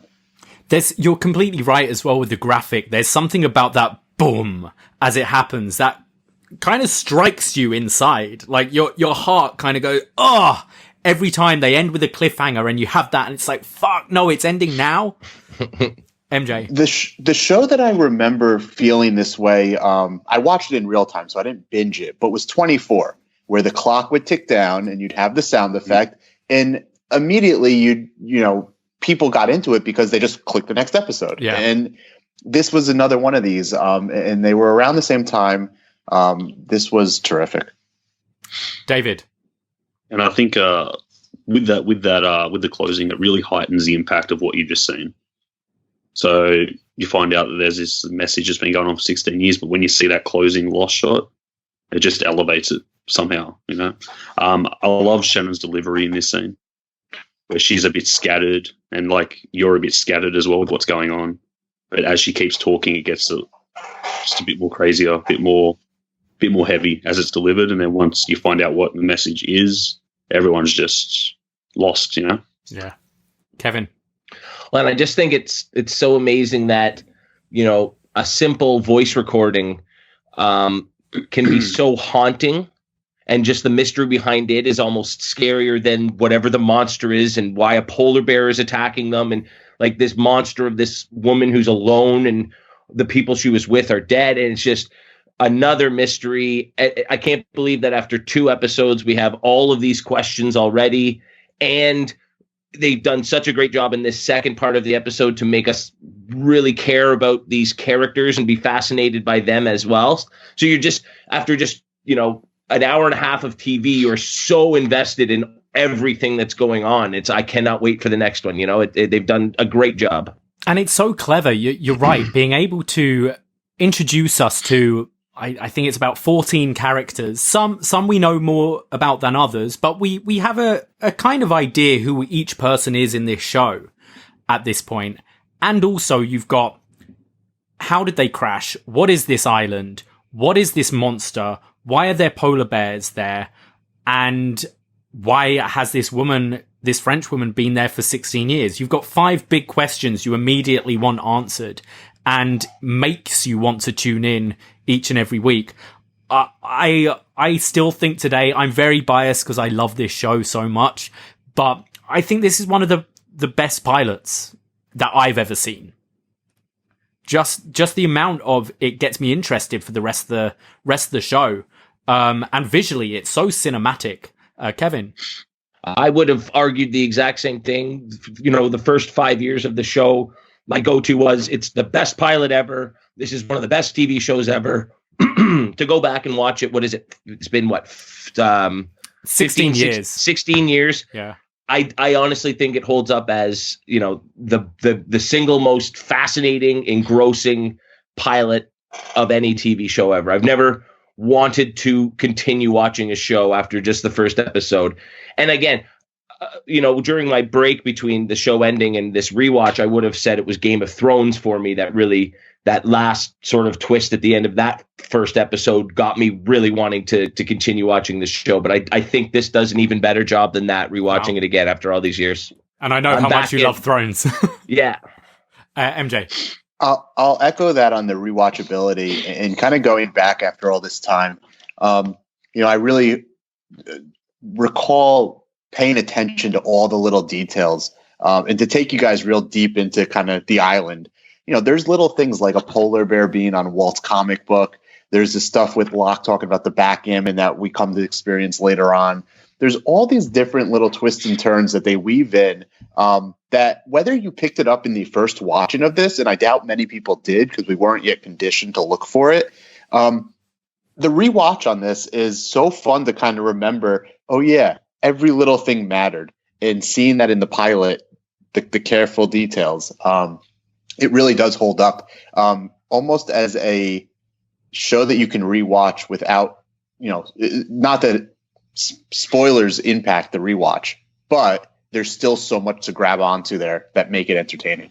Absolutely. David, any final thoughts? And the thing I love about, both pilots, most pilots of a TV show, you get like your 4 or 5 main characters, you get their story. You're getting 14 or 15 people here. So as you said, you do know more about others than some others, but you've got so much to work with coming out of this pilot. Yeah, completely.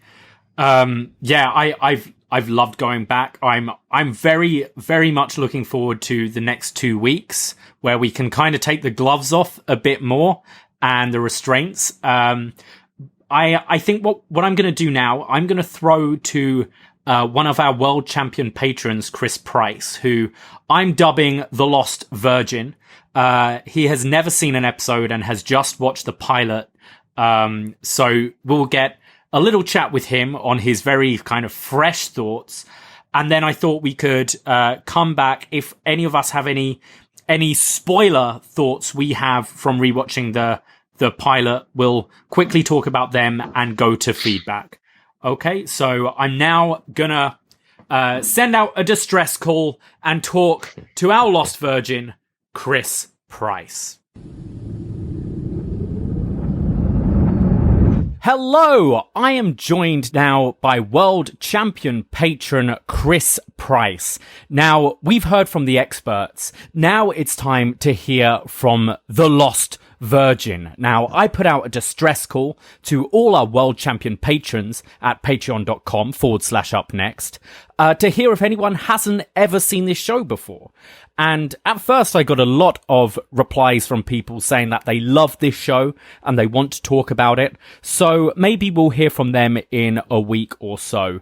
But for now, I want to talk to the Virgin, Chris Price. Chris, how are you doing today? I'm good, mate. How are you? I'm good, thank you. I hope you don't mind me calling you a virgin for the sake of this show. No, it's appropriate to the show. Absolutely. Now, how have you been doing to start with? I know that you're an essential worker during these very strange times. How has life been for you for the moment?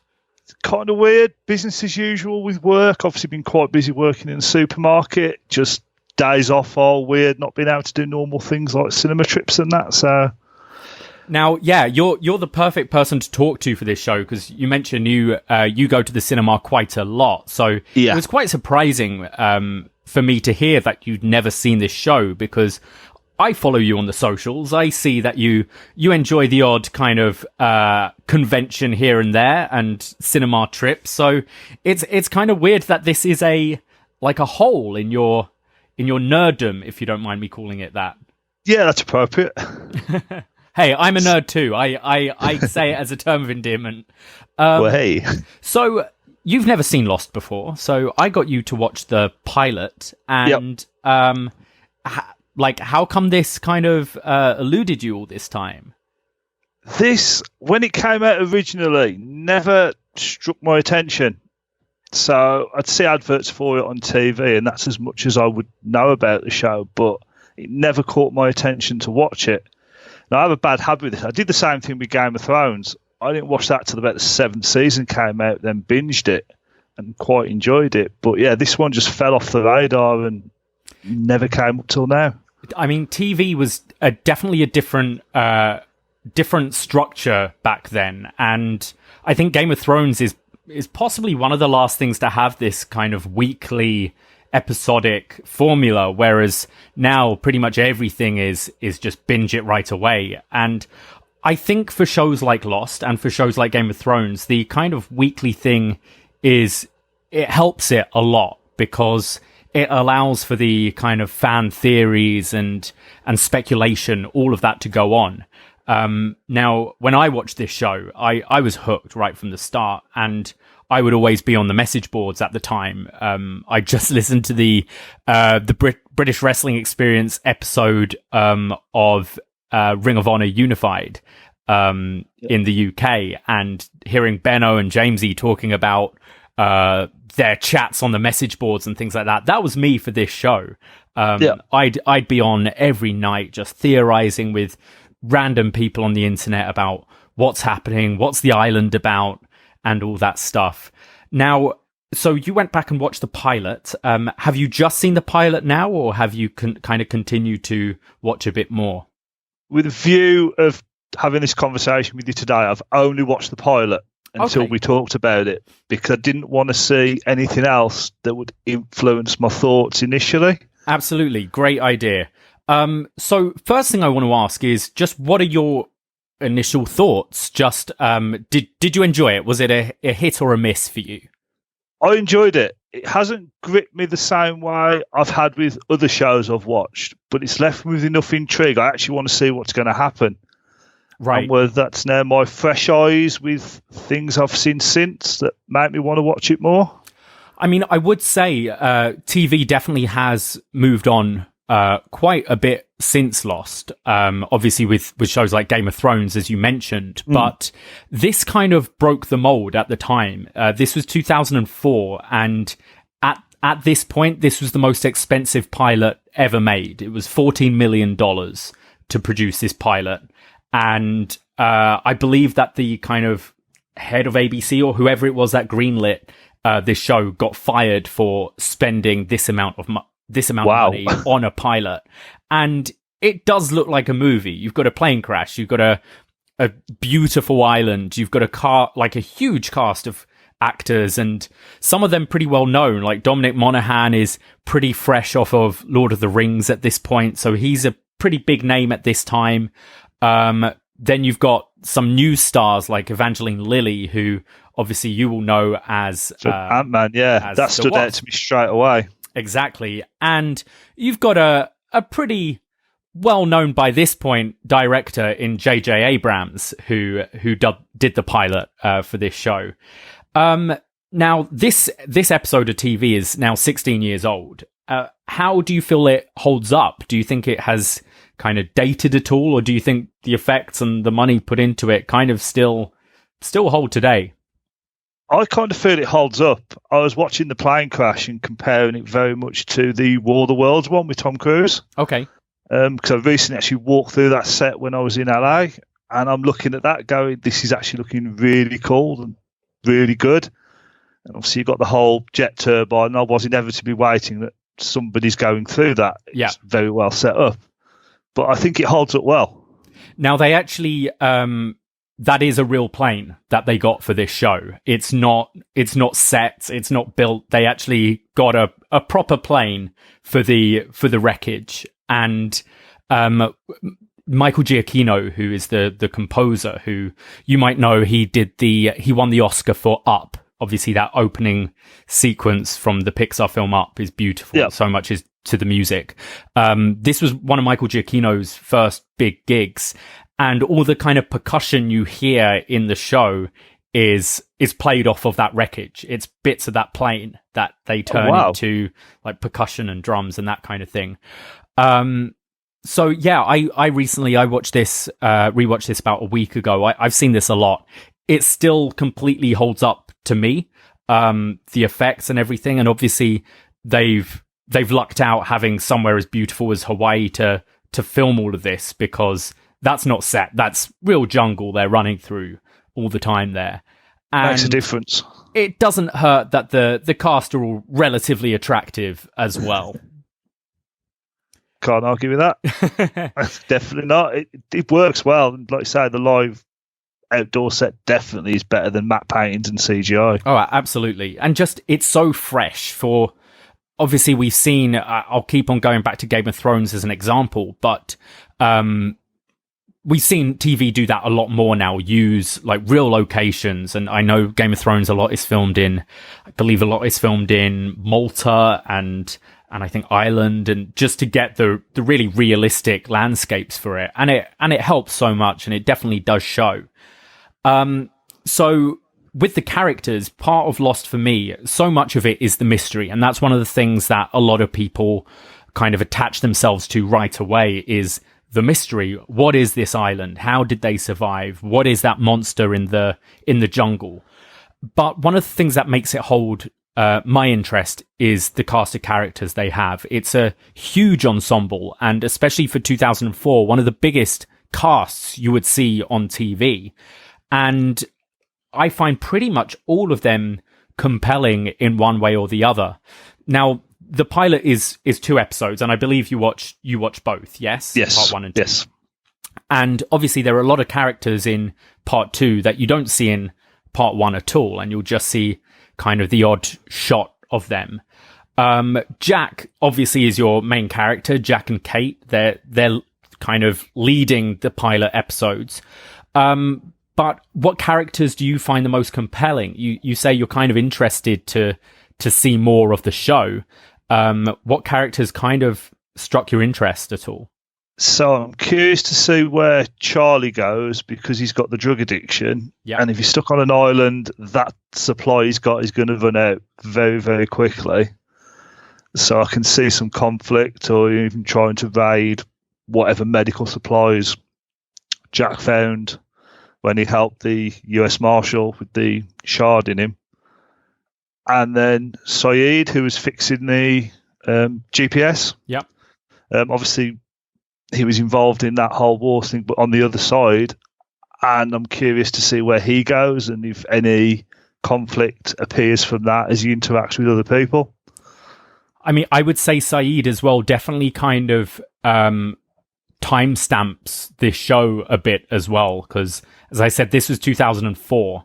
So I think the war in Iraq is kind of happening right now. It's very fresh to people, and those kind of tensions between the US and the Middle East especially are pretty strong right now. So Saeed's definitely a very compelling character early on, and I think they do a good job in baby facing him right away. So which is, I think, really cool for a show at this time, especially a US show. You watch other shows out around this time that I was a fan of would be something like 24. And 24 was great. 24 was great, but obviously a lot of the time, kind of the Middle Eastern characters are your baddies. They are, yeah. So it's kind of nice to see this heroic Iraqi leading these people, and it's pretty much him and him and Jack are the two kind of alpha male leaders in that pilot episode. Any other characters? There's a character you'll get to see a lot more of who isn't touched on too much, but I feel still kind of has some interest in that pilot, is John Locke, the bald guy. The chap with the scar on the eye. Exactly. Now, you don't see much of him at all in the first couple of episodes, but did he catch your eye at all? Because I know they do some pretty cool shots where you're like looking at that guy and you're like, who is that? What is his deal? Yeah, you see the scar on his eye, which you presume is from the crash. You see him playing backgammon. He seems very quiet and that's the word I'm looking for, cerebral player sort of thing, that something's going to happen with him, but what, I don't know. And any other characters? Just throwing some names at you.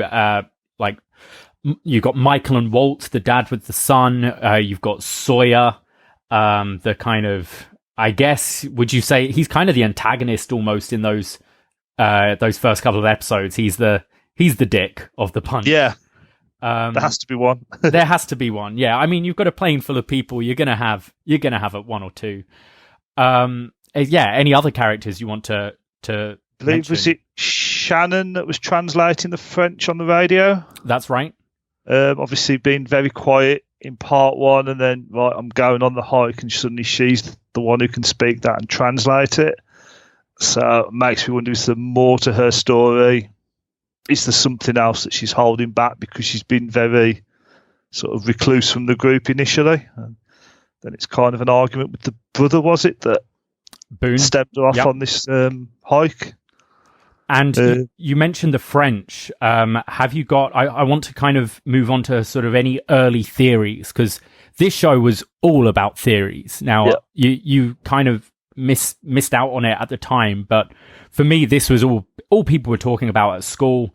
Everyone had their theories. Everyone's saying, I think they're dead. They all died in the crash. There's people thinking it's kind of like a Big Brother social experiment. And right from the get-go, people were like, oh, this isn't really what I thought it was going to be. I know it was kind of pitched as Survivor, like the game show Survivor, but with kind of as a drama. That was the early pitch of this show. And quite early on, you realize, oh, there's more to it than that. So let's start with the French voice that has been going on for 16 years. What are your thoughts about that? Kind of looking at that when that appeared on screen, it's like, okay, so was there some kind of sabotage that this plane was actually way further off course than even what the pilot alluded to? Or is this some kind of experiment to basically somehow get these people on this island and kind of see what happens? And the French is a red herring. Was that transceiver only programmed to that? Or is it just a fluke of signal? Yeah. The one bar. Well, you have to find out, won't you? Oh, well. And we can't really talk about this show without talking about the monster, the creature, whatever is moving the trees in the jungle, whatever's eating the pilot in the jungle. Did you know there was a monster going into this show? I kind of want to know how much you sort of knew about this show beforehand, because some things, even if you don't watch it, it's hard to avoid. Take Game of Thrones for an example. Like, I know Braden has never seen Game of Thrones, but if I mention the Red Wedding, or I think I used it as an example on upNXT recently, you know what it is, because it's kind of unavoidable because everyone's talking about it. So were you aware there was going to be a monster in this show? I wasn't aware of a monster specifically. I seem to recall maybe vaguely seeing some supernatural kind of storm on an island, referenced, might have been in something like Grand Theft Auto or something in the past. Right. That's as much as I knew. The only thing I know in my head is it wasn't the polar bear. Yes. So that was weird, and that makes me think there's other people on the island somewhere. Okay. So what makes you think that? Because there's a polar bear there. The polar bear on a tropical island seems very, very strange. And my brain says to me, well, the only way that got there is there's somebody else on the island doing something maybe they shouldn't be, experiments-wise. Okay. And that got out, but it's not big enough to have caused that level of tree rustle. No, I mean, you see the pilot get like lifted out of the plane. So felt very Jurassic Park. Very Jurassic Park indeed. And did you recognize who the pilot was by any chance? No, I didn't. Okay, he's an actor called Greg Grunberg, and he is J.J. Abrams' lucky charm, essentially. He's in everything that J.J. has ever directed. They were kind of best friends at school. So he's in both he's in The Force Awakens and Rise of Skywalker as kind of one of the rebels. He's in what was it, Alias, that J.J. Abrams directed before Lost. He's here as the pilot. He was... Did you ever watch Heroes, which came out at the time? That's another one that I started to watch it and I lost interest in it. But I think, again, terrestrial TV at the time made it harder. Heroes definitely plummeted pretty quick. That first season was pretty awesome. And again, I think it was something, again, that if Lost didn't exist, I don't think you'd have got a Heroes. Because it was very much the idea of a big budget, a big cast of characters. But yeah, Greg Grunberg plays the pilot here, and look out for him, because I know you've seen Rise of Skywalker 15 times or whatever. Yeah. And you're probably watching it today as we're recording this. It's just been released on Disney Plus. But yeah, look out for this guy. He's in every one of J.J. Abrams' projects. I want to just circle back to the polar bear. Not so much for the theory, but we said at the beginning how we thought this kind of holds up, this show. It still kind of looks great. And I think one of the things is they hide their weaknesses. Now, CGI in 2004 isn't what it is today in 2020. And I think they do quite well here, because they don't show too much of the polar bear. You see it running, you see kind of the white blur, and then you see its chest heaving. And it's enough to suggest what it is without completely focusing on it and going, oh, that just looks like a shitty computer generalized bear. So I think that's one of the things they do really well that allows this show to really hold up today. Any other kind of theories you have moving on? Let's talk about the island itself and the plane crash. How do you think that plane crashed on this island? Do you think they're there for a reason? You said maybe I think sabotage of some description. I think somebody wants them there, rather than it being an accidental high amount of turbulence. Yeah. Okay, interesting. And you think that might have something to do with like these polar bears being on the island, the French woman's distress call? Yeah, I think there's something all linked somewhere.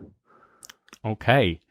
And does this pilot make you want to watch any more episodes? Do you want to keep going with this? Or yeah, I want to see what happens. Okay, awesome. I'm intrigued enough to see what happens, so I'm going to push on. I would say I think the first season especially is just so good. It really holds up. My girlfriend and I have been binging through the whole thing. Initially, when I kind of proposed doing this this kind of 3-part series on upNXT, I went through and kind of cherry picked episodes and found YouTube clips of things. So, because obviously I've seen it a couple of times, and then started watching it with my girlfriend and just finishing the pilot. It's like, I got to do the whole thing. And that first season is sensational TV. It's really excellent. And the show gets a bit divisive as it goes along. I personally love the whole thing. But I know a lot of people dropped off. I know a lot of people from the UK dropped off because after season 2, it moved from Channel 4 to Sky 1. So that's always a big block. It is. If you haven't got pay TV. Especially in kind of 2006, it would have been. There were the torrent sites and the places you could get it from, but it wasn't as available as it is now. And back then as well, there was quite a huge gap between the shows airing on UK TV and airing in the US. So I know a lot of people dropped out then.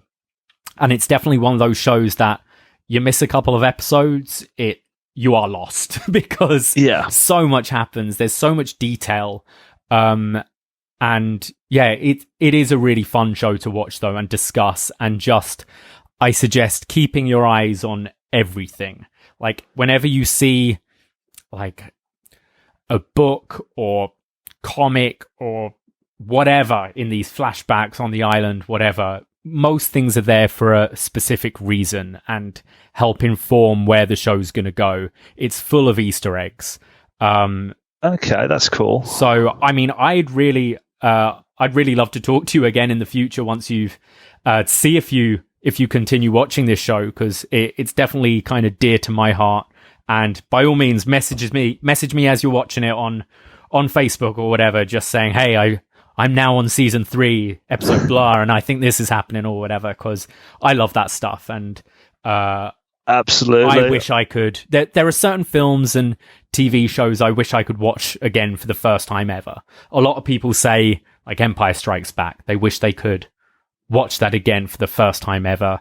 I'm definitely that with this show. I wish I could have those feelings I did as I watched it for the first time, and I'm jealous that you get to do that, and I hope you can continue on this ride called Lost. Yeah, I will keep you updated with my progress and any thoughts I have as I watch the episodes. Absolutely. Now, do you have any other final kind of thoughts for this show you wanted to make? Anything you picked up on? Because they were the kind of questions I had in my head to ask you. But if you had any other comments or just things you liked, maybe, or things you didn't like, things that you didn't think quite worked, or I don't know, a shitty line of dialogue or something like that. I think the opening of it with Jack in the jungle gives you a moment of, okay, what the hell's going on? Because you're just going straight in there, boom. My intrigue will be is, do they get off the island? And if so, at what point? Right. Because that seems a logical point that somewhere they're going to get off. Yeah. I mean, I think that's one of the things I liked about the show. Is there are shows like The Walking Dead, which I enjoyed for quite a long time and kind of fell off because I could never see an end point.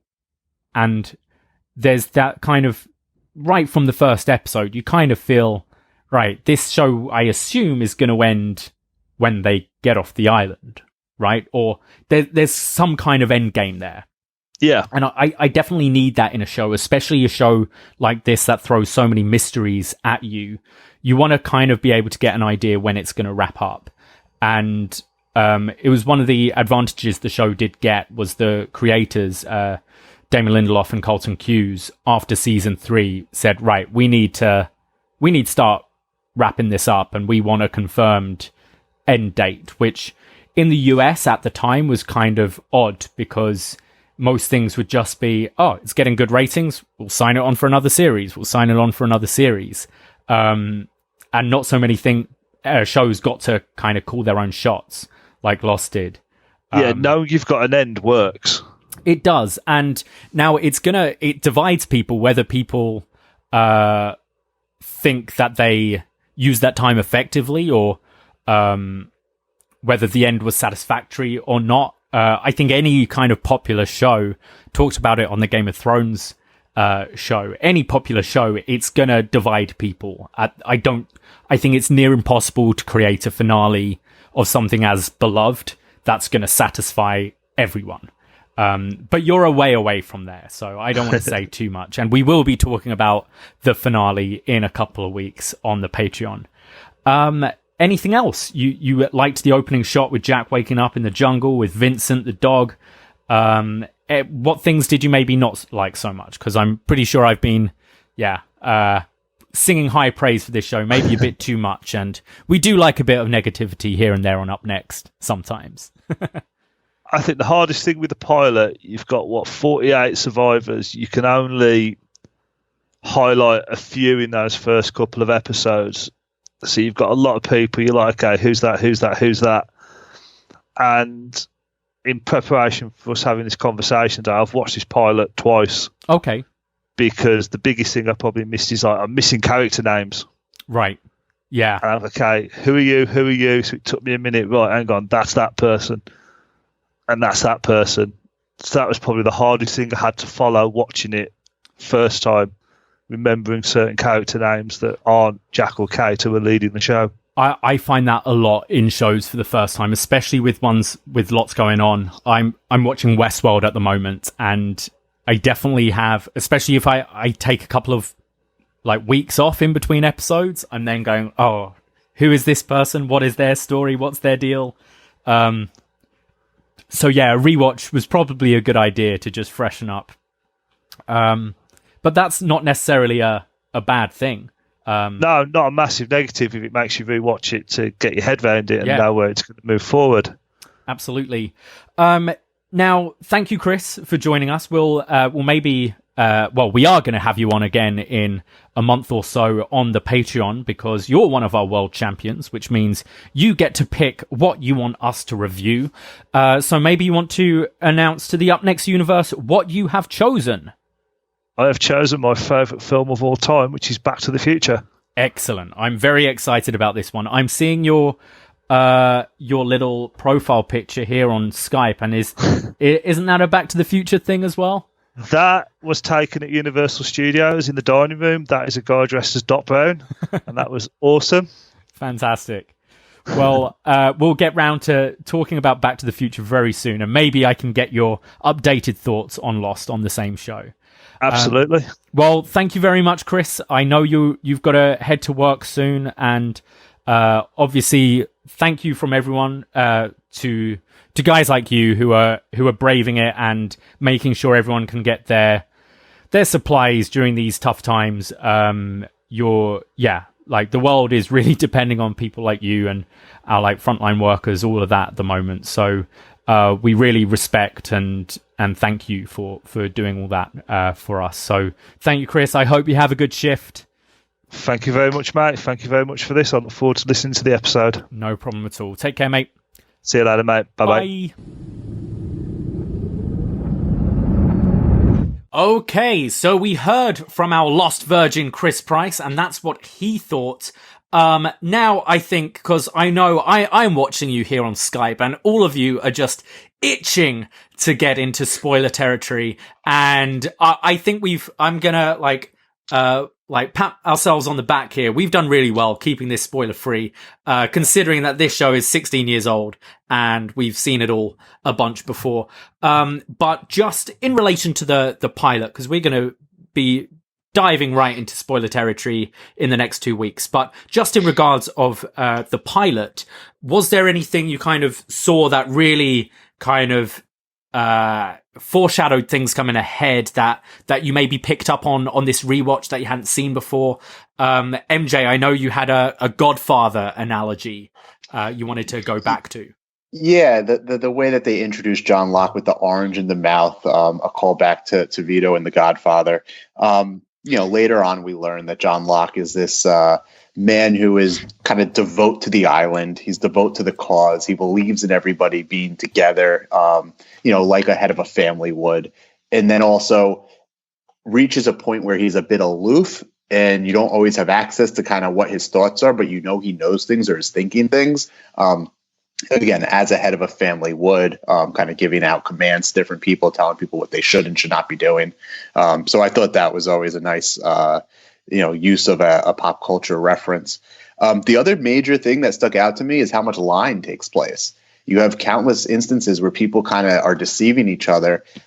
In the beginning, I think on the first ever watch, you just kind of get the sense like, okay, these people don't know each other. We come to learn that this is constant throughout the show, and it's a game of cat and mouse. It's a game of people playing off each other, half truths all the time. And on the rewatch, you really see that taking hold. You just don't realize it when you haven't kind of been further down the story path. David, was there anything you picked up this time that maybe you haven't seen before, or just anything you want to bring up? I've noticed it before, and I won't get too much into it because it's more like the third episode. We'll get into it, but the opening shot where Jack's eye opens is the same way that the show comes to a conclusion, which I think it's so simple but so beautiful at the same time. If you know what I mean. I believe that's one of the things we started talking about. A lot of the criticisms of them making it up as they go along, and I definitely think they had a lot of stuff planned, but obviously you're filling 24 episodes of TV per season. There is stuff you're going to add, and there's stuff you're maybe going to change your mind on as you go. But I believe I've heard the writers talk that opening shot was always the once they realized that they were going to have Jack stick around, that was the intention for quite a while, was to close that way. I noticed something else that I forgot about this time round, that the first line of the whole show is Walt. It's Michael calling for Walt, and that's exactly the last line of season 1, is Walt being taken away and Michael calling after him. Something I'd never picked up on before, and I always think a pilot, you're trying to set little things up and set little nuggets. And I was wondering, watching this, just from that moment of Hurley giving Claire the extra food, whether that was originally going to be kind of the Charlie-Claire relationship, whether they pivoted from that. But writing the pilot, I think the kind of big friendly guy, like taking care of the single pregnant lady, I think that's a story that definitely works. And it was just a nice little moment, him giving the food back. And I was wondering if maybe that would be something they'd be setting up down the line. Kevin, any kind of spoiler thoughts you have, or not so much? I mean, not that directly relate to the first 2 episodes that we just talked about. I just think it's amazing, again, in this rewatch, how much mystery they've already given us after just 2 episodes. And to think that episode 4 has such a huge character revelation, probably the biggest one that there is, in my opinion, or at least the most, shocking. Yes. And, and we're still, 15 episodes away from what's going to become one of the bigger mysteries of the next 2 seasons. And again, I don't know how much to say here without giving, anything away, because I'm not quite sure what the structure we're looking for is. But, my biggest mysteries and everything, at least of the first 3 or 4 seasons, haven't even happened yet. So yes. I just find that amazing that so much has already happened and we're just getting started. Absolutely. I want to end up with going to some feedback. I posted feedback both on forum.postwrestling.com and also on patreon.com/upnext. I threw out some people wanted some kind of spoiler-free feedback. We've got a few points here. I think most people are kind of itching to reply next week when we go fully in depth. I'm going to start with Neil Flanagan, also known as our man Neil. He says, like Davie, I'm a Lost superfan, so I'm really looking forward to these shows. I was very glad to see you're rewatching the pilot in both its parts because it's really laid out as a feature-length episode. I remember the full pilot episode being broadcast on a single night on this side of the pond when it debuted on Channel 4, and I can never really see it as 2 separate episodes. We don't even really hear from Saeed, Sawyer, or Hurley until the second hour. Random, non-spoilery thoughts on the pilot. It was incredibly cinematic for the time. I believe the ABC network president was fired for greenlighting the $14 million budget. It was the first chance to hear the amazing score by Michael Giacchino, which adds so much to the show. Yeah, I just want to say, Michael Giacchino is maybe my MVP of the whole thing. The score to Lost is just beautiful. And if we ever go back to normal where we can have concerts and things and Michael Giacchino is playing this score again, I want to go, because this music is just beautiful. I think it adds so much character to the show. He goes on to say some foreshadowing that the characters aren't going to be simplistic goodies and baddies, but much more complex. The diversity of the cast and characters, Lost really stood out right from the start as having characters of different racial backgrounds and from different countries. The ending, even when I rewatch it years on, Charlie saying, "Guys, where are we?" after they hear the French message still gives me goosebumps. Looking forward to chipping in on future episodes. We get feedback from Paul Collins, who says, Pilot Episode 2, 12 mins in, Evangeline Lilly with just her bra and pants on a beach. That is all the feedback needed, winky face. Seriously loved the show when it was on back, and went back and seen it a few times, so really looking forward to upcoming reviews. P.S. Keep safe and good work with the reviews.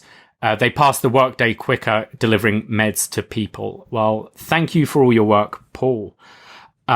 We go to Tony, who's on the post-wrestling forum. Lost is the best non-HBO type drama America has ever produced. The opening scene of the pilot is beyond anything else on television. Aside from the pilot, the words, "not Penny's boat," choke me up every time. Was hoping for a full series review, but will take what I can get. Looking forward to it. Well, we will be back in the next 2 weeks on our Patreon feed, patreon.com/upnext. We're going to be giving the shows to all our patrons. So from as little as $2.05, you can get the next 2 reviews, which next week we'll be looking at our favorite episodes and kind of talking about the series as a whole. And then the following week, to commemorate 10 years since the finale of Lost, we will be talking about the finale and our final thoughts, impressions, whether Kevin has changed his mind on the end of the show. We will see.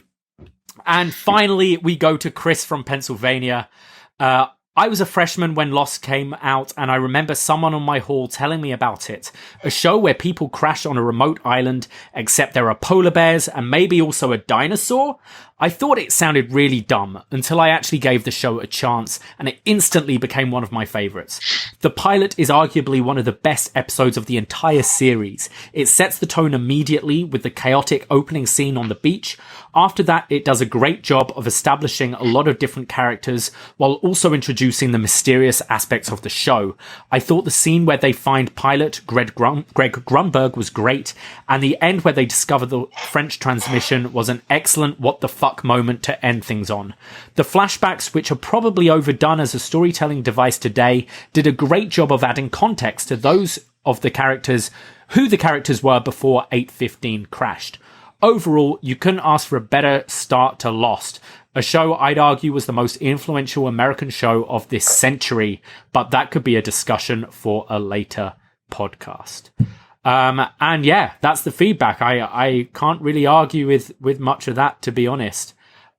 We've been going a very long time, so let's start to wrap this up. But any final thoughts or words before we put an end to Pilot Part 1 and 2? MJ? Oh, just looking forward to kind of getting into some of the better, best moments of the show. Tony said not Penny's boat, and I'm sure we'll talk about that.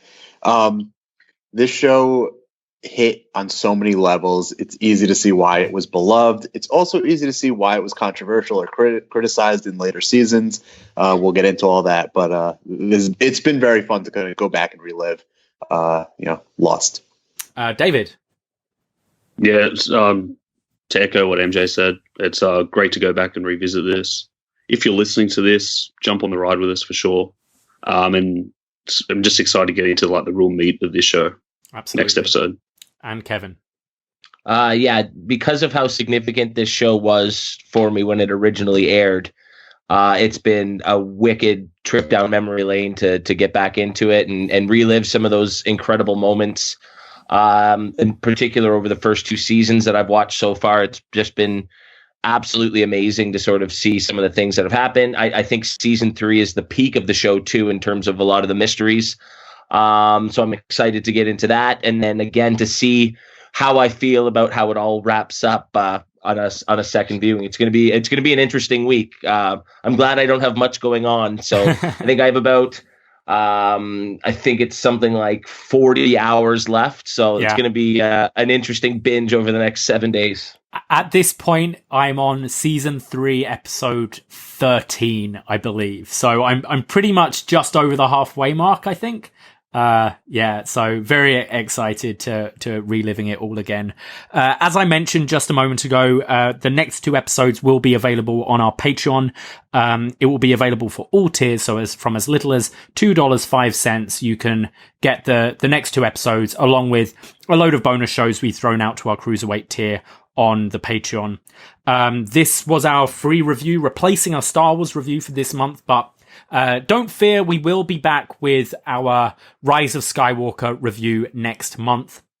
Obviously, you can listen to Braden and I talk all about NXT this Wednesday night. I'm back after a week off, and we'll be on youtube.com/upnext with our live post NXT show at 10:30 on Wednesday night. And then on our Patreon with our AEW review on Thursday. We've also got our review of Love, Simon coming out this week with our man Neil. We are also reviewing Money in the Bank, which is happening this weekend. Join us for free for our watch along on youtube.com/upnext. MJ, you've been on a few of our watch alongs in the past. They're a lot of fun. We'll get the White Claws in, get some pizza, throw on some empty arena wrestling, and watch 12 idiots run up the corporate building to try and grab a briefcase off a roof during a global pandemic. What more could you want on your Sunday evenings? So yeah, that's going to be fun. Join us for that on Sunday. You can follow me at Davie Portman on Twitter and Instagram. You can follow upNXT on Twitter at upNXT Podcast. And you can follow my usual partner in crime, Braden Harrington, at the Bray D. Now, before we go, if you would just like to plug anything you have to plug, MJ, where can people find you? Find me in the post wrestling forums. Always looking for a good debate, and everyone stay safe out there. Keep well, be smart, and that's it. David, where can we find you? No Twitter for me, but probably going to be getting a new Twitter in the next week or so. Okay, so we can plug that in a future episode. Kevin, where can we find you and your boys at Geekcentric? Yeah, check us out at youtube.com/Geekcentric or on Twitter at GeekcentricYT. Again, if you're a fan of anything pop culture and particularly toys, collectibles, all those sorts of goodies, I'd love for you guys to come check us out. We have some fun content. Absolutely. Well, that brings an end to this show. We've gone a very long time, but it's been worth it. I've loved this discussion. It's been very therapeutic as well. So thank you for joining us. I'll see you all again next week, and I'll be speaking to all of you again tomorrow. So thank you guys. Take care. Be safe. Guys, where are we? Ahoy!